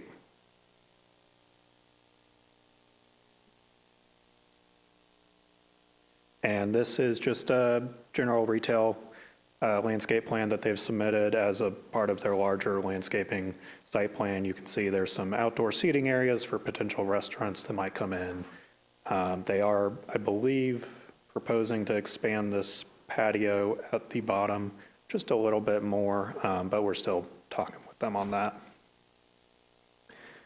So staff is recommending approval of the site plan and buildings in material and architectural detail with the following conditions. The final building design shall substantially resemble the attached exhibits labeled Exhibit 1 through 4, and final material and color selections shall be subject to on-site mock-up approval. And that's all I've got, if anybody's got any questions. Thank you, Logan. Any questions of Logan? I have one. Yes, sir. Looking at this, is it designed to only service the residential structures that'll be built around it? I only see 11 parking places. That's not enough for one restaurant, much less 3. Yeah, there is another parking area to the, I guess you would call that the west, as well as some street parking that's already been designed and approved as it meets all of our parking requirements. I believe, just want to say off the top of my head, 20, 30 spaces, but don't quote me on that, so. Can you provide us the distance to those spaces and an illustration of where they are? You don't have to do it right now, but I'm just saying, I'd like to receive that. I think I actually see them, Logan. Is it not to the left at the bottom? It's very, on this picture, you can kind of see it, but I'll get a clearer picture for you for, yeah. Yeah, I was looking at the picture and, right, yeah, that was the main concern, both for their viability and for those of us that might want to use it. Yeah, they've designed it pretty well. There's some walking accessibility, and it should be a good plan there, so. But yeah, I'll get a clearer picture for you. Thank you for the question. Thank you, Logan. Any other questions? All right, we'll move on to item number 4, DRB TCO 24-005. And that's also me. Thank you. All right, design review within the Town Center overlay 24-005. This is 5305 Nelson Brogdon Boulevard. Also probably more familiarly known as the Sugar Hill Animal Hospital. The property is currently zoned LM within the Town Center overlay. The applicant is requesting to put in a 10 by 16 prefabricated shed, kind of a barn style, red and black trim, just within their dog run area for some storage of pet-related materials. So you can see this circled area is approximately where it'll be, and then the main structure labeled 5305 and everything else surrounding that. And then here's just a generic prefab shed from Home Depot, 10 by 16, pretty standard, put up in a day, and they're on their way. So staff is recommending approval of the site plan and buildings in material and architectural detail with the following condition: that final design shall substantially resemble the attached exhibits 1 and 2. And that's all I've got for that one. Thank you, Logan. Any questions on this one? Yes, sir. Gary? So I don't have a problem with the storage shed. And the question I have, if you go back to the illustration of it there, that's on the side right next to the road, right? Is there any screening there? Is that, There I assume is- if it's a dog run, it's a fence, but is that privacy fence, is it going to be visible from the road? Because generally, a storage structure is in the backyard and not visible because they're not the most attractive things to see. Right, yeah, there is a fence there, as you mentioned. I don't think there's a whole lot of screening there. I think it's fairly open. I can investigate that a little further. I just don't remember off the top of my head, but Yeah, if the whole thing is chain link or whatever, I wouldn't, ask for a big privacy fence, but maybe, and I can't, it looks like there's space in there between the shed and the fence line. I don't know whether that's actual or just conceptual on the illustration, but either, perhaps, just that area with a privacy fence, or just some plantings around it, something that would make it less potentially intrusive. I think there is some sort of screen fence right there in that driveway access, but maybe just if we can check into that. sure, yeah, I'll check That's with the my only applicant and check the map and see what we got, so. Yep. Thank you, Gary. Anybody else? All right, we'll move on to item number 5, which is the LMIG application. Mr. Bisesh. I do not have a presentation for this one, but in the packet, I did outline the funding level that Georgia DOT has proposed for Sugar Hill based on our amount of city-maintained streets that we're responsible for, and that dollar amount is $252,000 and some change. To supplement that funding, we are proposing that we provide the balance of that from 2017's lost dollars. And with the aim of having a $750,000 project budget for it. And then, as I mentioned earlier, waiting to see about supplemental funding from the state in the first quarter of '25. We have, as I mentioned, completed an in-house pavement condition assessment that outlined the more severely damaged roads. These are in that category, and these are the ones that we would like to submit to the state of Georgia just for the LMIG program. We are anticipating adding some 7 additional streets that I mentioned in the earlier presentation in the overall project for pavement repair. But these are the ones that we would like to submit. And they consist of Shelley Lane, Hidden Springs Court, Shelley Court, Riverside Walk Crossing, Riverside Run Court, Riverside Run Lane, River Ridge Court, Richland Creek Trail, Sycamore Ridge Drive, Sadie Court, Allison Drive, Chandler Court, Hipland Lake Court, Ashton Lake Court, and Kirby Court. This is just over 3 miles of roadway. We anticipate that in addition to the LMIG funding, the estimated local match would be about just under $500,000. We provided documentation in the packet of the roads that we are proposing and are recommending approval of application for LMIG funding for these particular streets for 2025. Thank you, Troy. I'll make just a quick comment. I do think we can get that CIB amount up a little bit. I'm hopeful that we can get that accomplished before we vote on the final budget. But wanted to make a comment about the supplemental funds that came from the General Assembly last year. I am hearing that they are going to do it again this year, and that it would be in the supplemental budget, which means that we would probably have it late first quarter or early second quarter of the year. And as you mentioned, I think it was around 300, and I don't know, I'm just kind of guesstimating 350, 360,000, maybe a little less or a little more, but that'll be added. I think we can consider that coming as well. So, but that's it with my comments. Any questions or comments? All right. Thank you, Troy. We'll move on to item number 6, Gary. Thank you. During the discussions of the development on Whitehead Road, item number 1, it was mentioned to me at least 3 times that if we don't approve this, they could put in apartments there and would need no input from the council. And the density that the city allows in the town center overlay, you see the results, 5 stories or more. Right, so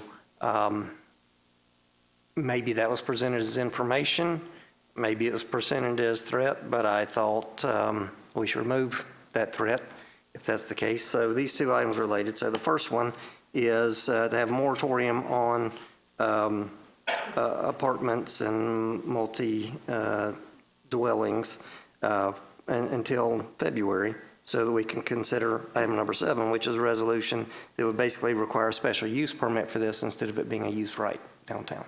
So it doesn't mean they can't be built, but it means they have to come back and the council has to vote on it. So that's my thought. I think we ought to consider each project on the merit that it has, not as a consequence of a threat of higher density. And that's why I introduced those 2. Thank you, Gary. And thanks for doing both of them at the same time too, because they are tied together. The moratorium, I'm assuming, would. So until February, till we consider this. You got it. And I just meant from an adoption standpoint, we would adopt it Monday. That would stay on the agenda. Yes, that would be a resolution to send it to P&Z. Okay. It would be this month or be next month from P&Z? That's probably a question for Art and his staff, whether. It's allowable by advertising, I would say this month. Whether it would be December, maybe even January, but that'd be a question for the planning staff as to when they can get it drafted and advertised to be heard at the planning commission. Probably December at the earliest, maybe January. It just depends on advertising. Yes, sir, I would think so at this point, with us being in early November to meet the zoning procedure Right. requirements. Yes, sir. If you look at the town center overlay ordinance, there's basically a chart in there that tells you what's a use right and what requires special use permit. So it's a minimal change, but yeah, January, December, whichever one. The moratorium still gives till February for it to come back. So I think we're fine either way, timing wise. I'm saying I don't think it's an intensive change you have to research, and Frank can give you a hand with that. You're correct, yes, sir. If I understood the question correctly, if we present it to Planning Commission and Mayor and Council for maybe a January, Be fine. around a January decision, then yes, we could move forward with that in the next couple of weeks with advertising and so on. Okay. Next several weeks. Mm-hmm. Thank you. Gary, thank you. And I'll let you know, I don't have a problem with it at all. I am worried about the moratorium. I just want to make sure that the language doesn't impact pending project, pending permits, those types of things. So, got it. Yes, Paul?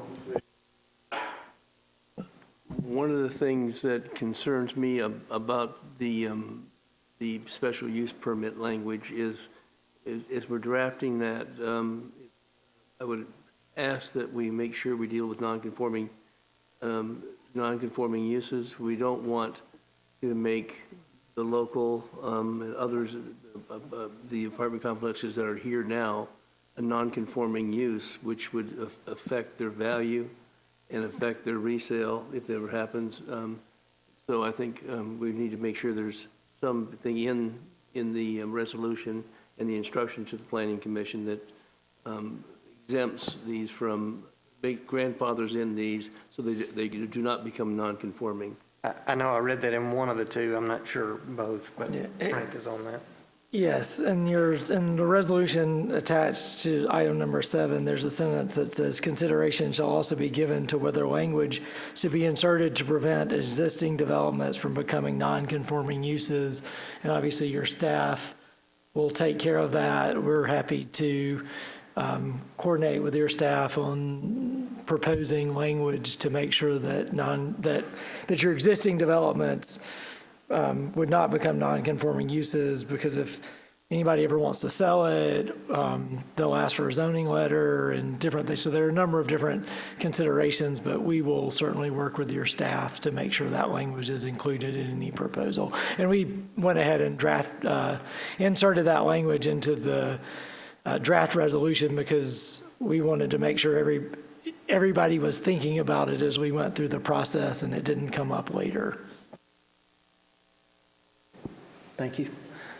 Any other questions or comments? Yes, Josh? Just clarification, we would be taking up item number 6 on the agenda as a council next Monday, and item number 7 will be going to P&Z to come back, or we're taking both items up We would next take Monday? both up because Okay. item number 7 would be the resolution to send it to P&Z. Okay. So that it would come back to us. Okay, perfect.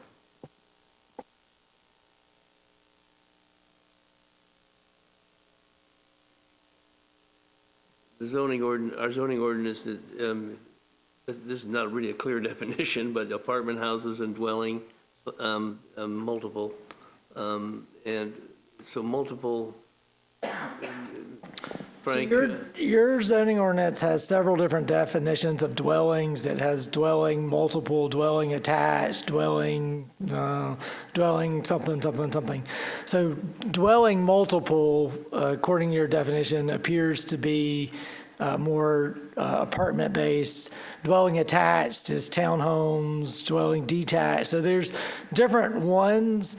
And then you also have, I think, an old definition that may have been in there before you did your dwelling definitions that didn't get updated for apartment houses, which seemed to be an odd term, but anyway, it's found in your zoning ordinance. So those are where those came from, just looking at the definitions.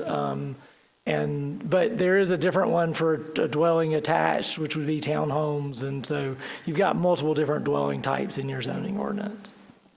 My understanding of the intent of this resolution is not to include townhomes. It would include apartment complexes I guess technically stacked flats or some other things would be included in dwelling multiple. So it wouldn't necessarily be just apartments. It could be stacked flats or some other things too, because your definition of attached dwelling is a horizontal separation as opposed to a vertical, or excuse me, it's a vertical separation as opposed to a horizontal separation. Sorry, got those mixed up. Thank you, Frank. All right, any other questions or comments on that one? Yes, Taylor. I guess I have a comment and a couple of questions. My first comment is, I know that some folks treated my question to staff, asking them what the property was currently entitled to, and them telling us that it was entitled to apartments as a threat. That's not a threat. That is simply clarifying what a property is entitled to, as it is very unusual for a developer to come forward asking for essentially a reduction in density over its entitled density. Second, regarding this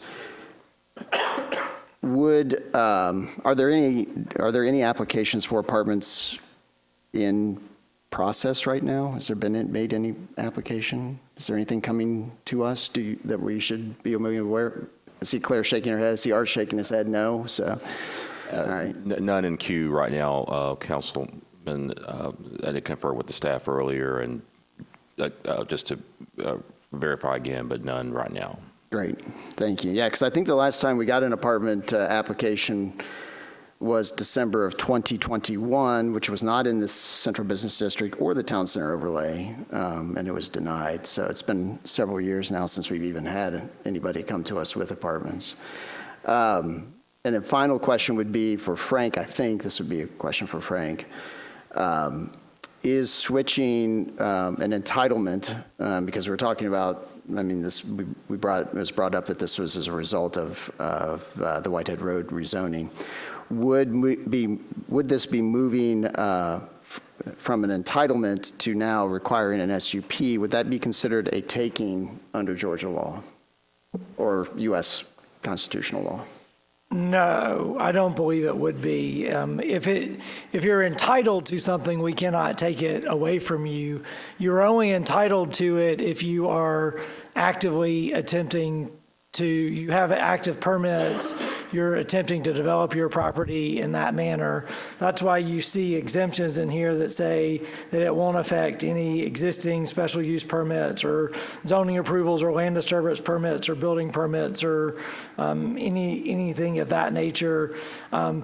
Because if it were a taking, you would never be able to amend your zoning ordinance.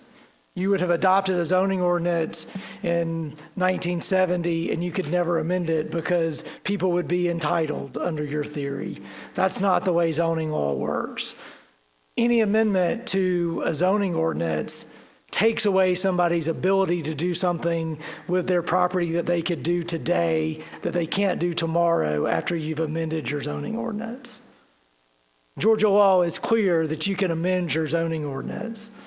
So the fact that jurisdictions around the state, including you all, amend your zoning ordinance on a normal basis, just because you can do it today doesn't mean you're guaranteed to do it forever in the future. You just have to make sure that you do it in the appropriate manner. That's why you have to advertise.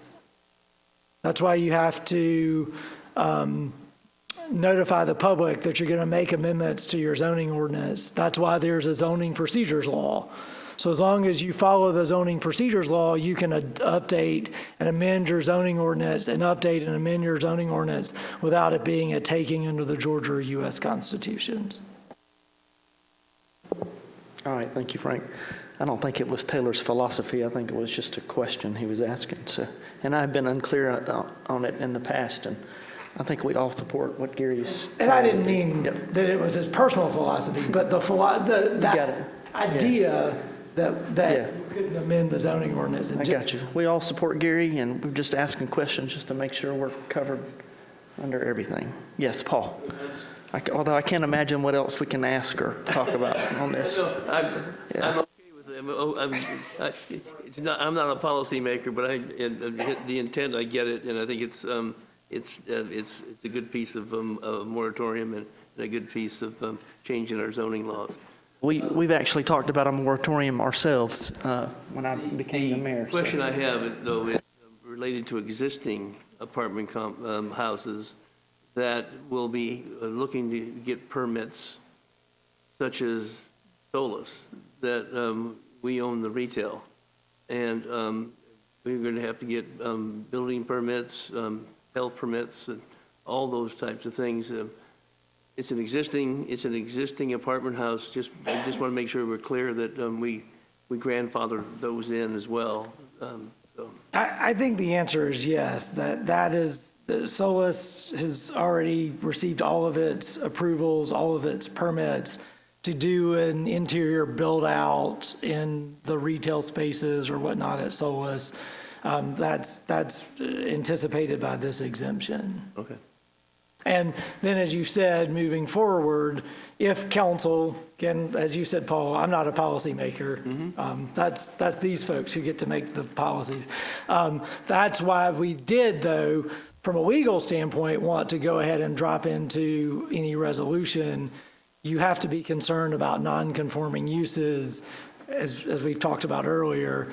Let's make sure that we don't forget that piece, and so that Solus or the local or whatever else is, there's, I think, 3 or 4 different things that could be affected to make sure that those don't accidentally become non-conforming uses and cause people issues with selling them, or God forbid something happens and something catches on fire and they have to rebuild. You want to be able to allow them to do all of that with their existing approvals and structures and all the rest.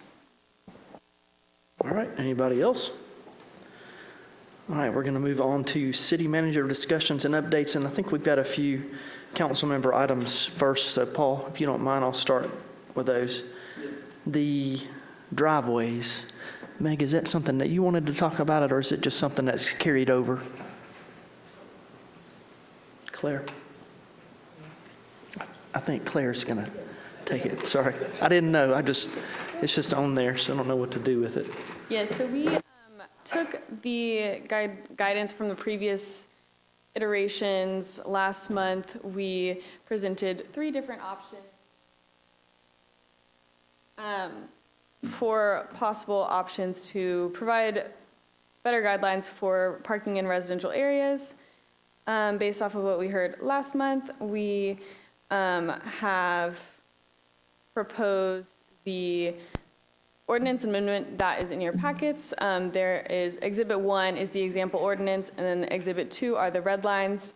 It's changes to Section 407 and 1106 to give some guidelines as to how gravel driveways can be created. They would require a permit, as well as some development regulations, as well as aligning other sections of our ordinance to make sure that they all work together. And that's where we are currently. So to have this go as an amendment, this would have to go before Planning Commission if that is what we are directed to pursue. Thank you, Claire. I will rely on others to see if they have any questions or if we've hit the mark this time on it. I just have a comment. I have not studied this in great enough detail due to all the other stuff we had to go through. Originally, we kind of took a turn in a different direction than what I was looking for. So I'm not in a rush to pass this. I would rather us have time to consider it more than send it on to P&Z right now. That's absolutely fair. Meg, you feel the same way?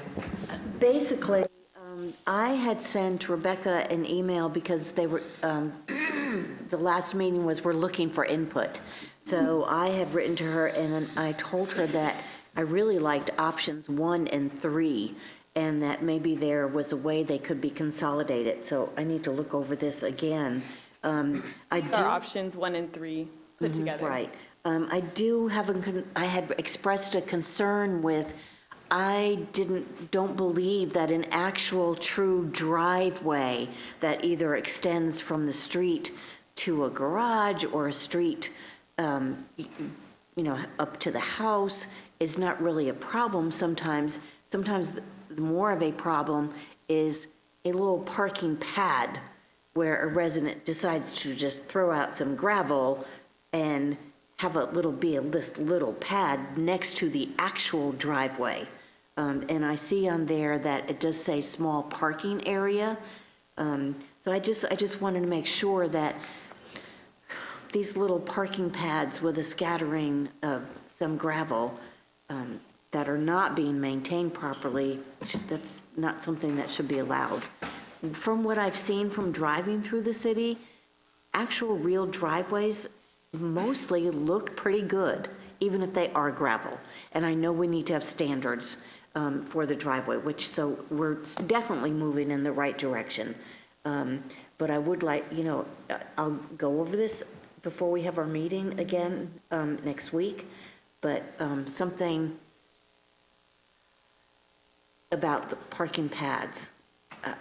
And the other part was about the RV and the boat and all that. In the original P and Z, in the ordinance, it said that it can't be parked, it has to be parked in the rear. It can only, like, you can't have an RV taking up the whole driveway. It has to be more in the back or to the side by a certain percentage. I didn't see that in here. We have not removed anything from the ordinance. Okay. And just for some clarity for the parking pad part of the discussion, is our ordinance reads residential parking areas. So that would cover driveways and parking pads. Anywhere where you're parking your vehicle would be included in that. Okay. And we have not removed any requirement. I believe that is in the code, the Muni code section, for whether it has to be in the rear of the property, which we have not proposed any changes to. Things in a different section of the code. Yes, Josh? Question, and this might be a planning and zoning holistic question in regards to enforcement mechanisms. I mean, clear, and y'all showed us, I guess, drone and satellite pictures of where you did percentages of the lot and square footage and everything like that. Is that what we have come to enforce this going forward in percentages, or what would enforcement look like? Because I just hate, and I've said this before, I just hate to have us change this and we make a tougher ruling on driveways, and yet there's still no cohesive way for us to enforce it. So I would like to understand, what does enforcement of this driveway look like? Are we just adding language to an ordinance to say we did something?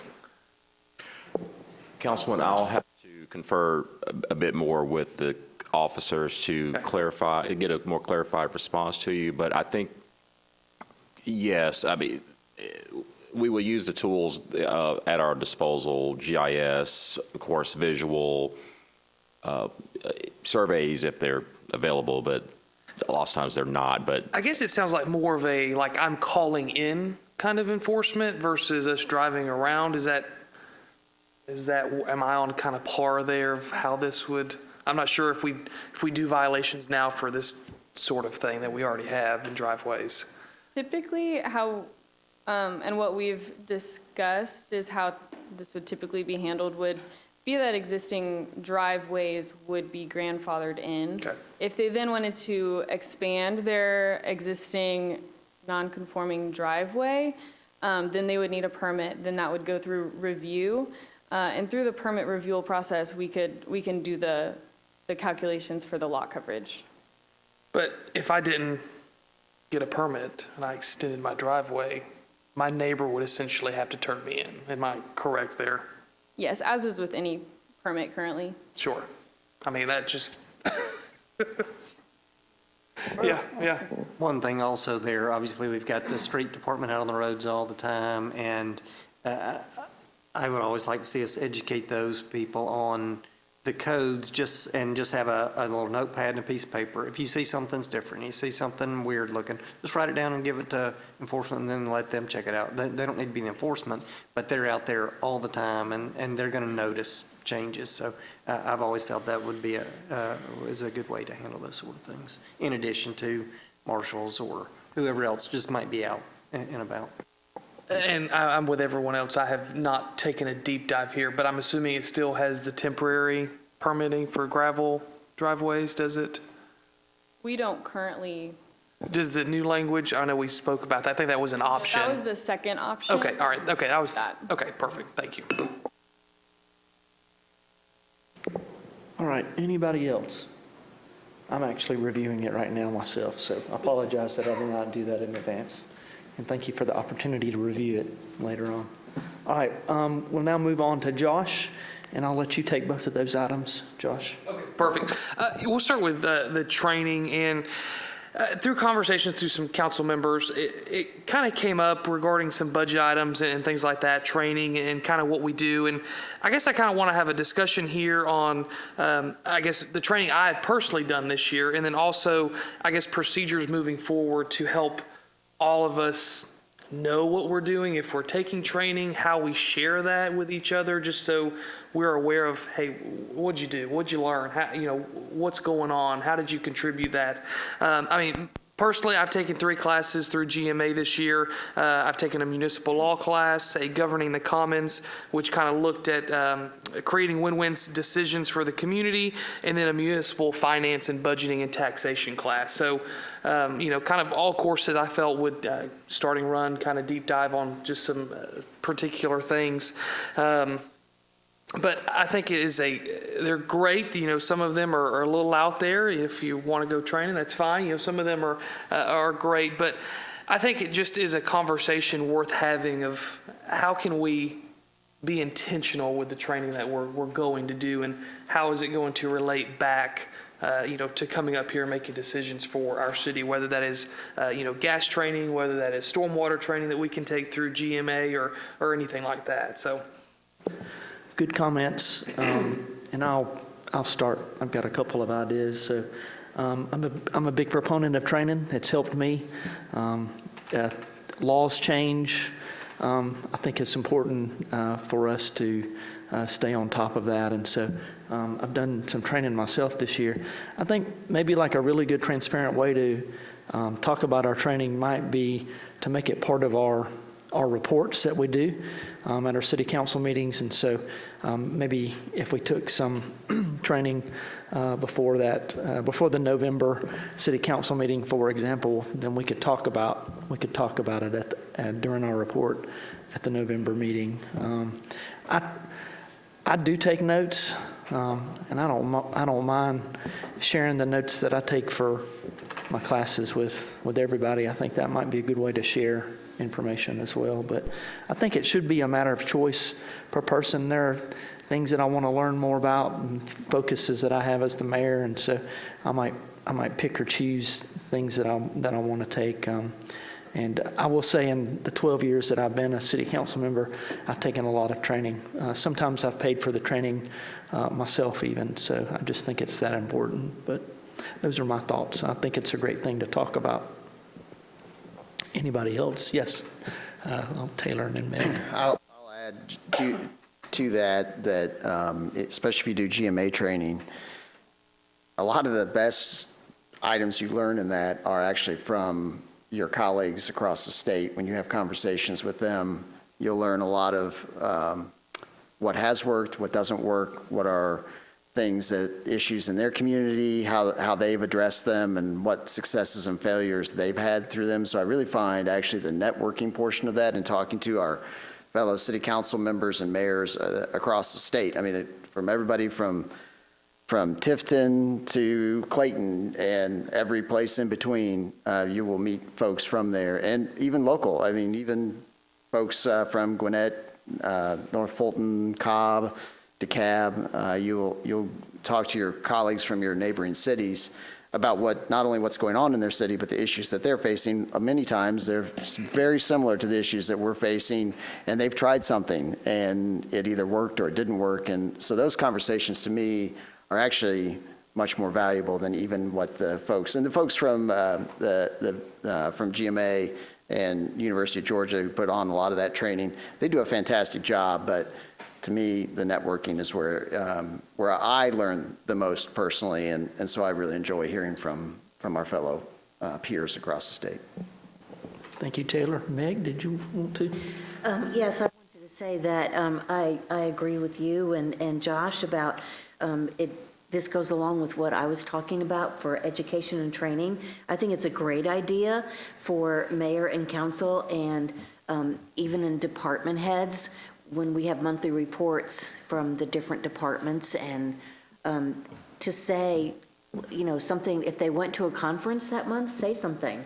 Let us know what you went to, what class you took, and how it's beneficial to you and or the city. I think that is very important to have as part of monthly reports.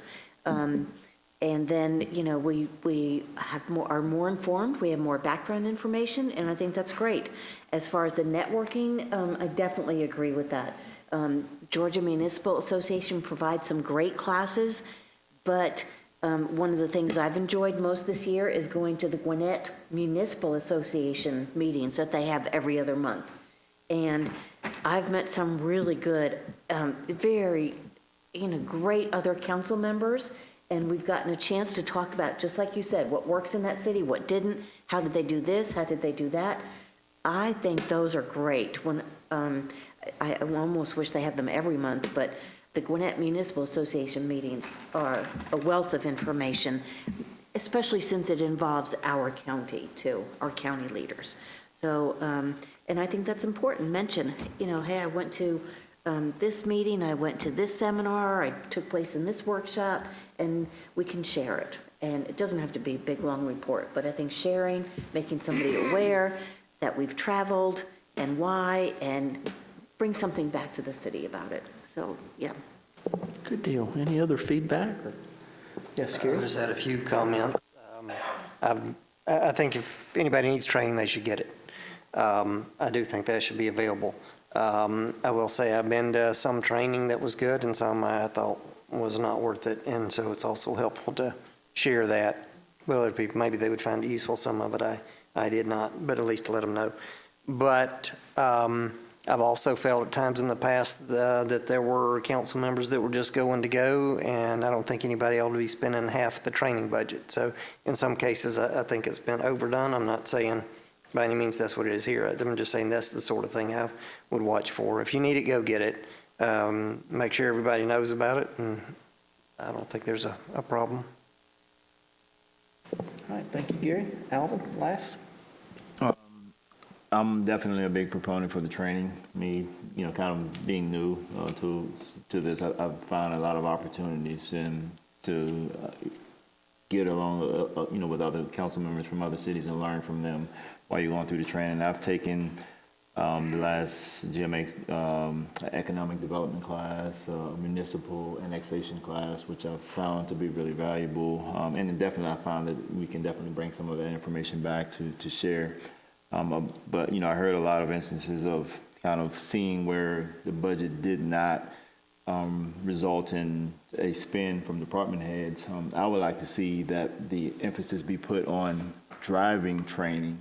So those departments that's not utilizing the training, push them to actually go to the training as opposed to removing the money from the training from them. So, in my opinion, because I do find that there's a lot of value there in building and educating the staff, educating us as a council. Because again, I think that we can come back and share it, but I think that where the benefit comes is when you come back and apply it, right, what you learn. And that's done through, things that's more centered around annexation and economic development, but there's a lot of things that you can learn about how to deal with different generations, right? There was a course that I took about generational and how to bring youth to your city.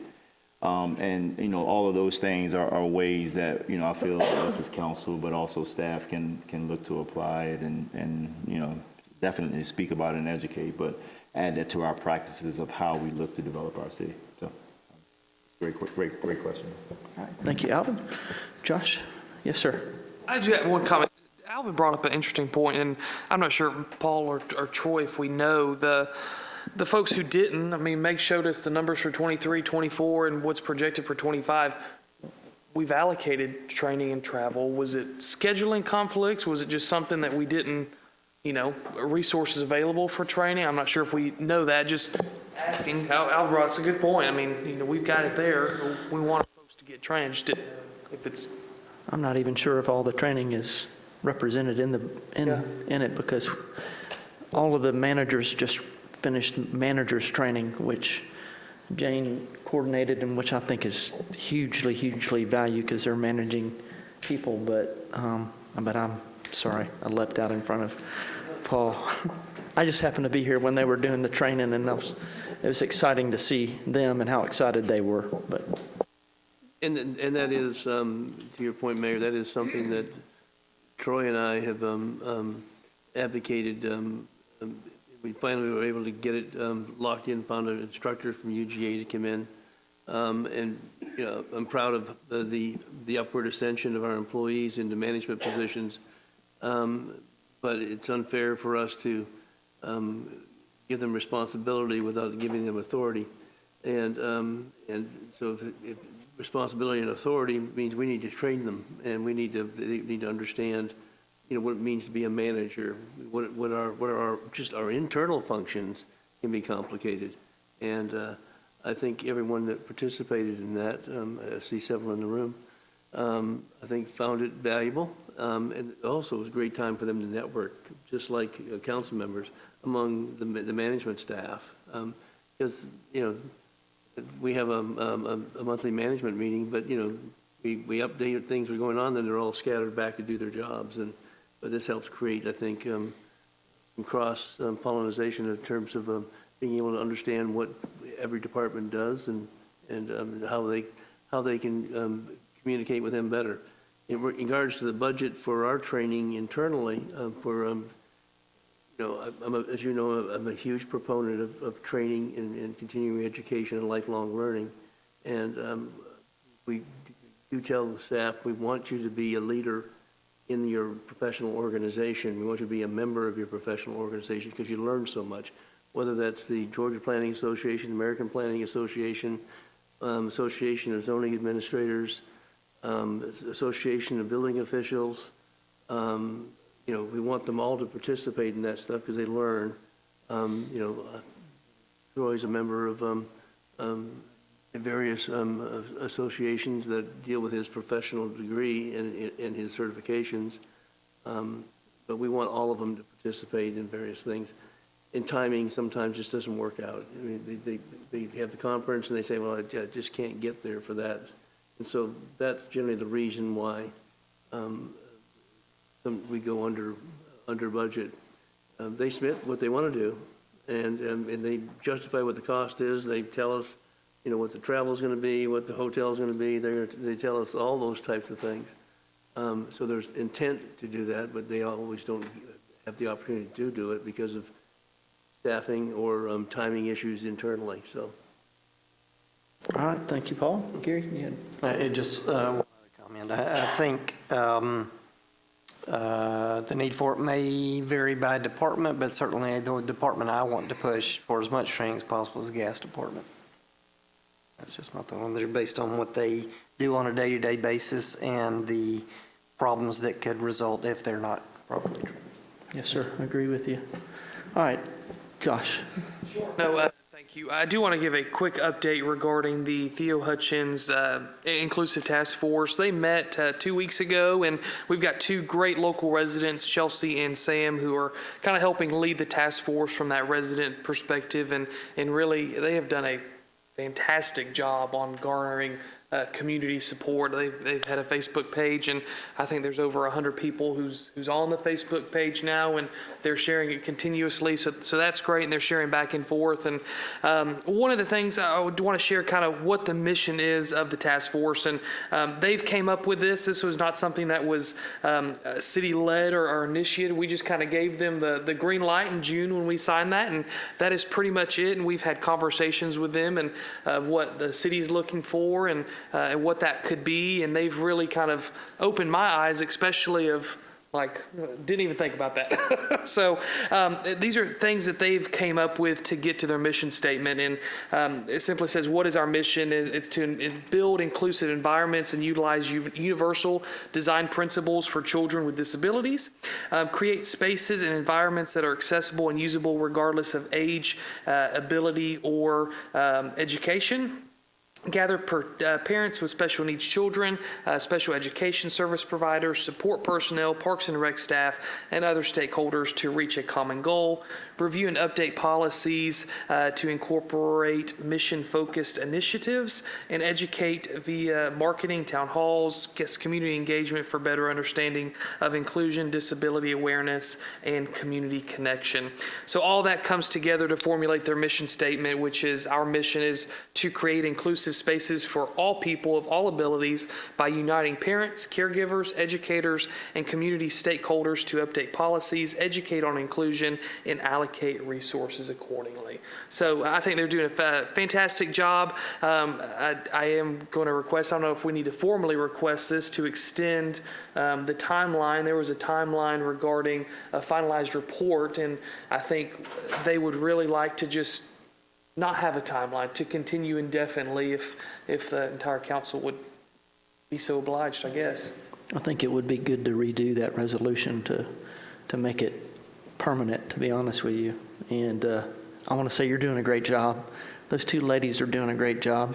I'll give one example of something that came out of it that I would have never thought of, and that was just a kind of like a sensory place for these kids during Sugar Rush, and they have a tendency to get overwhelmed with noise and people, and so the Eagle Theater team set up just a little area, I mean, just super, super simple with just coloring books and crayons. It was kind of a quiet place for the parents and their kids to get away.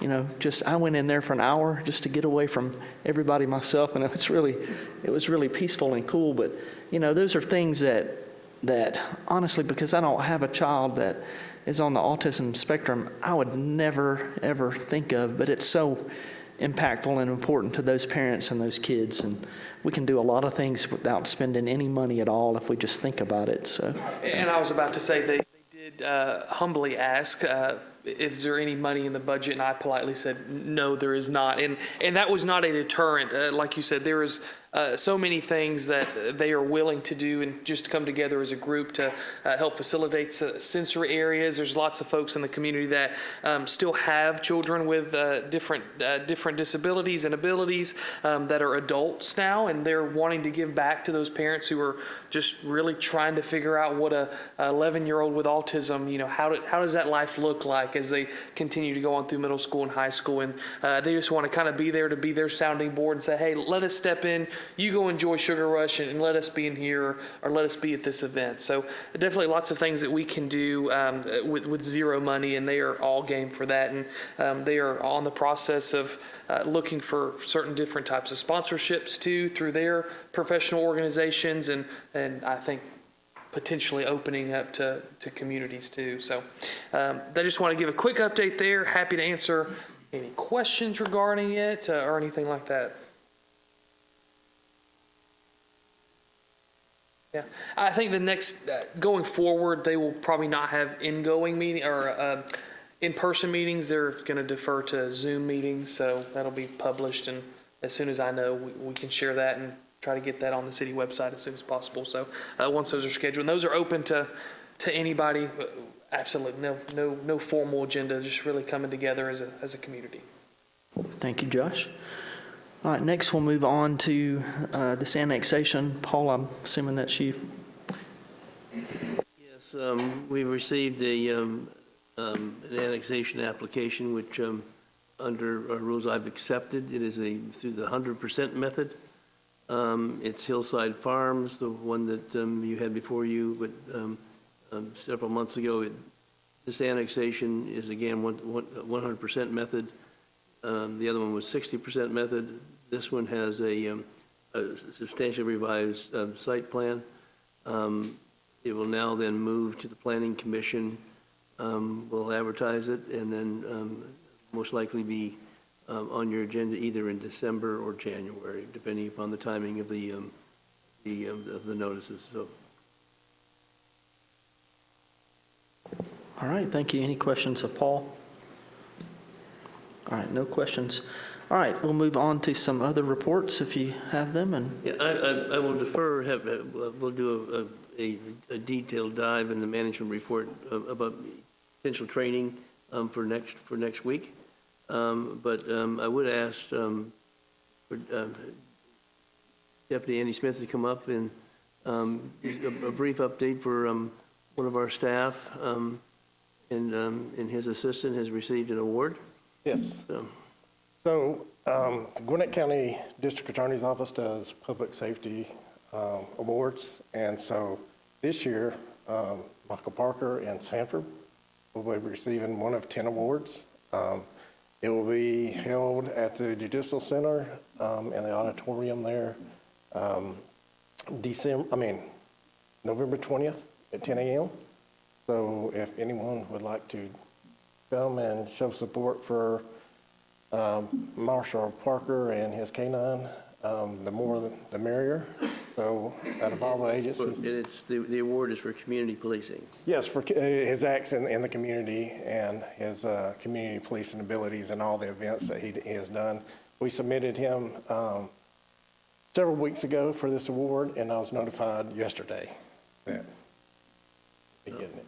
Well deserved. That's cool, thank you. And you said November the 20th at 10 a.m.? 10 a.m. Okay, you got it. All right, thank you. Anything else, Paul? No, And- we'll just, we'll, the agenda's pretty packed, and we will next week have a written report, both on construction and operations updates. All right, and I was not here today, so I didn't talk to you about whether or not we have a need for executive session. And I don't think so, no. all right, that sounds great. Is there a motion to adjourn our November work session? A motion to adjourn. I have a motion to adjourn from Mr. Hicks, second from Mr. Page. All those in favor, raise your right hand. I mean, All right, we are adjourned. Smiles.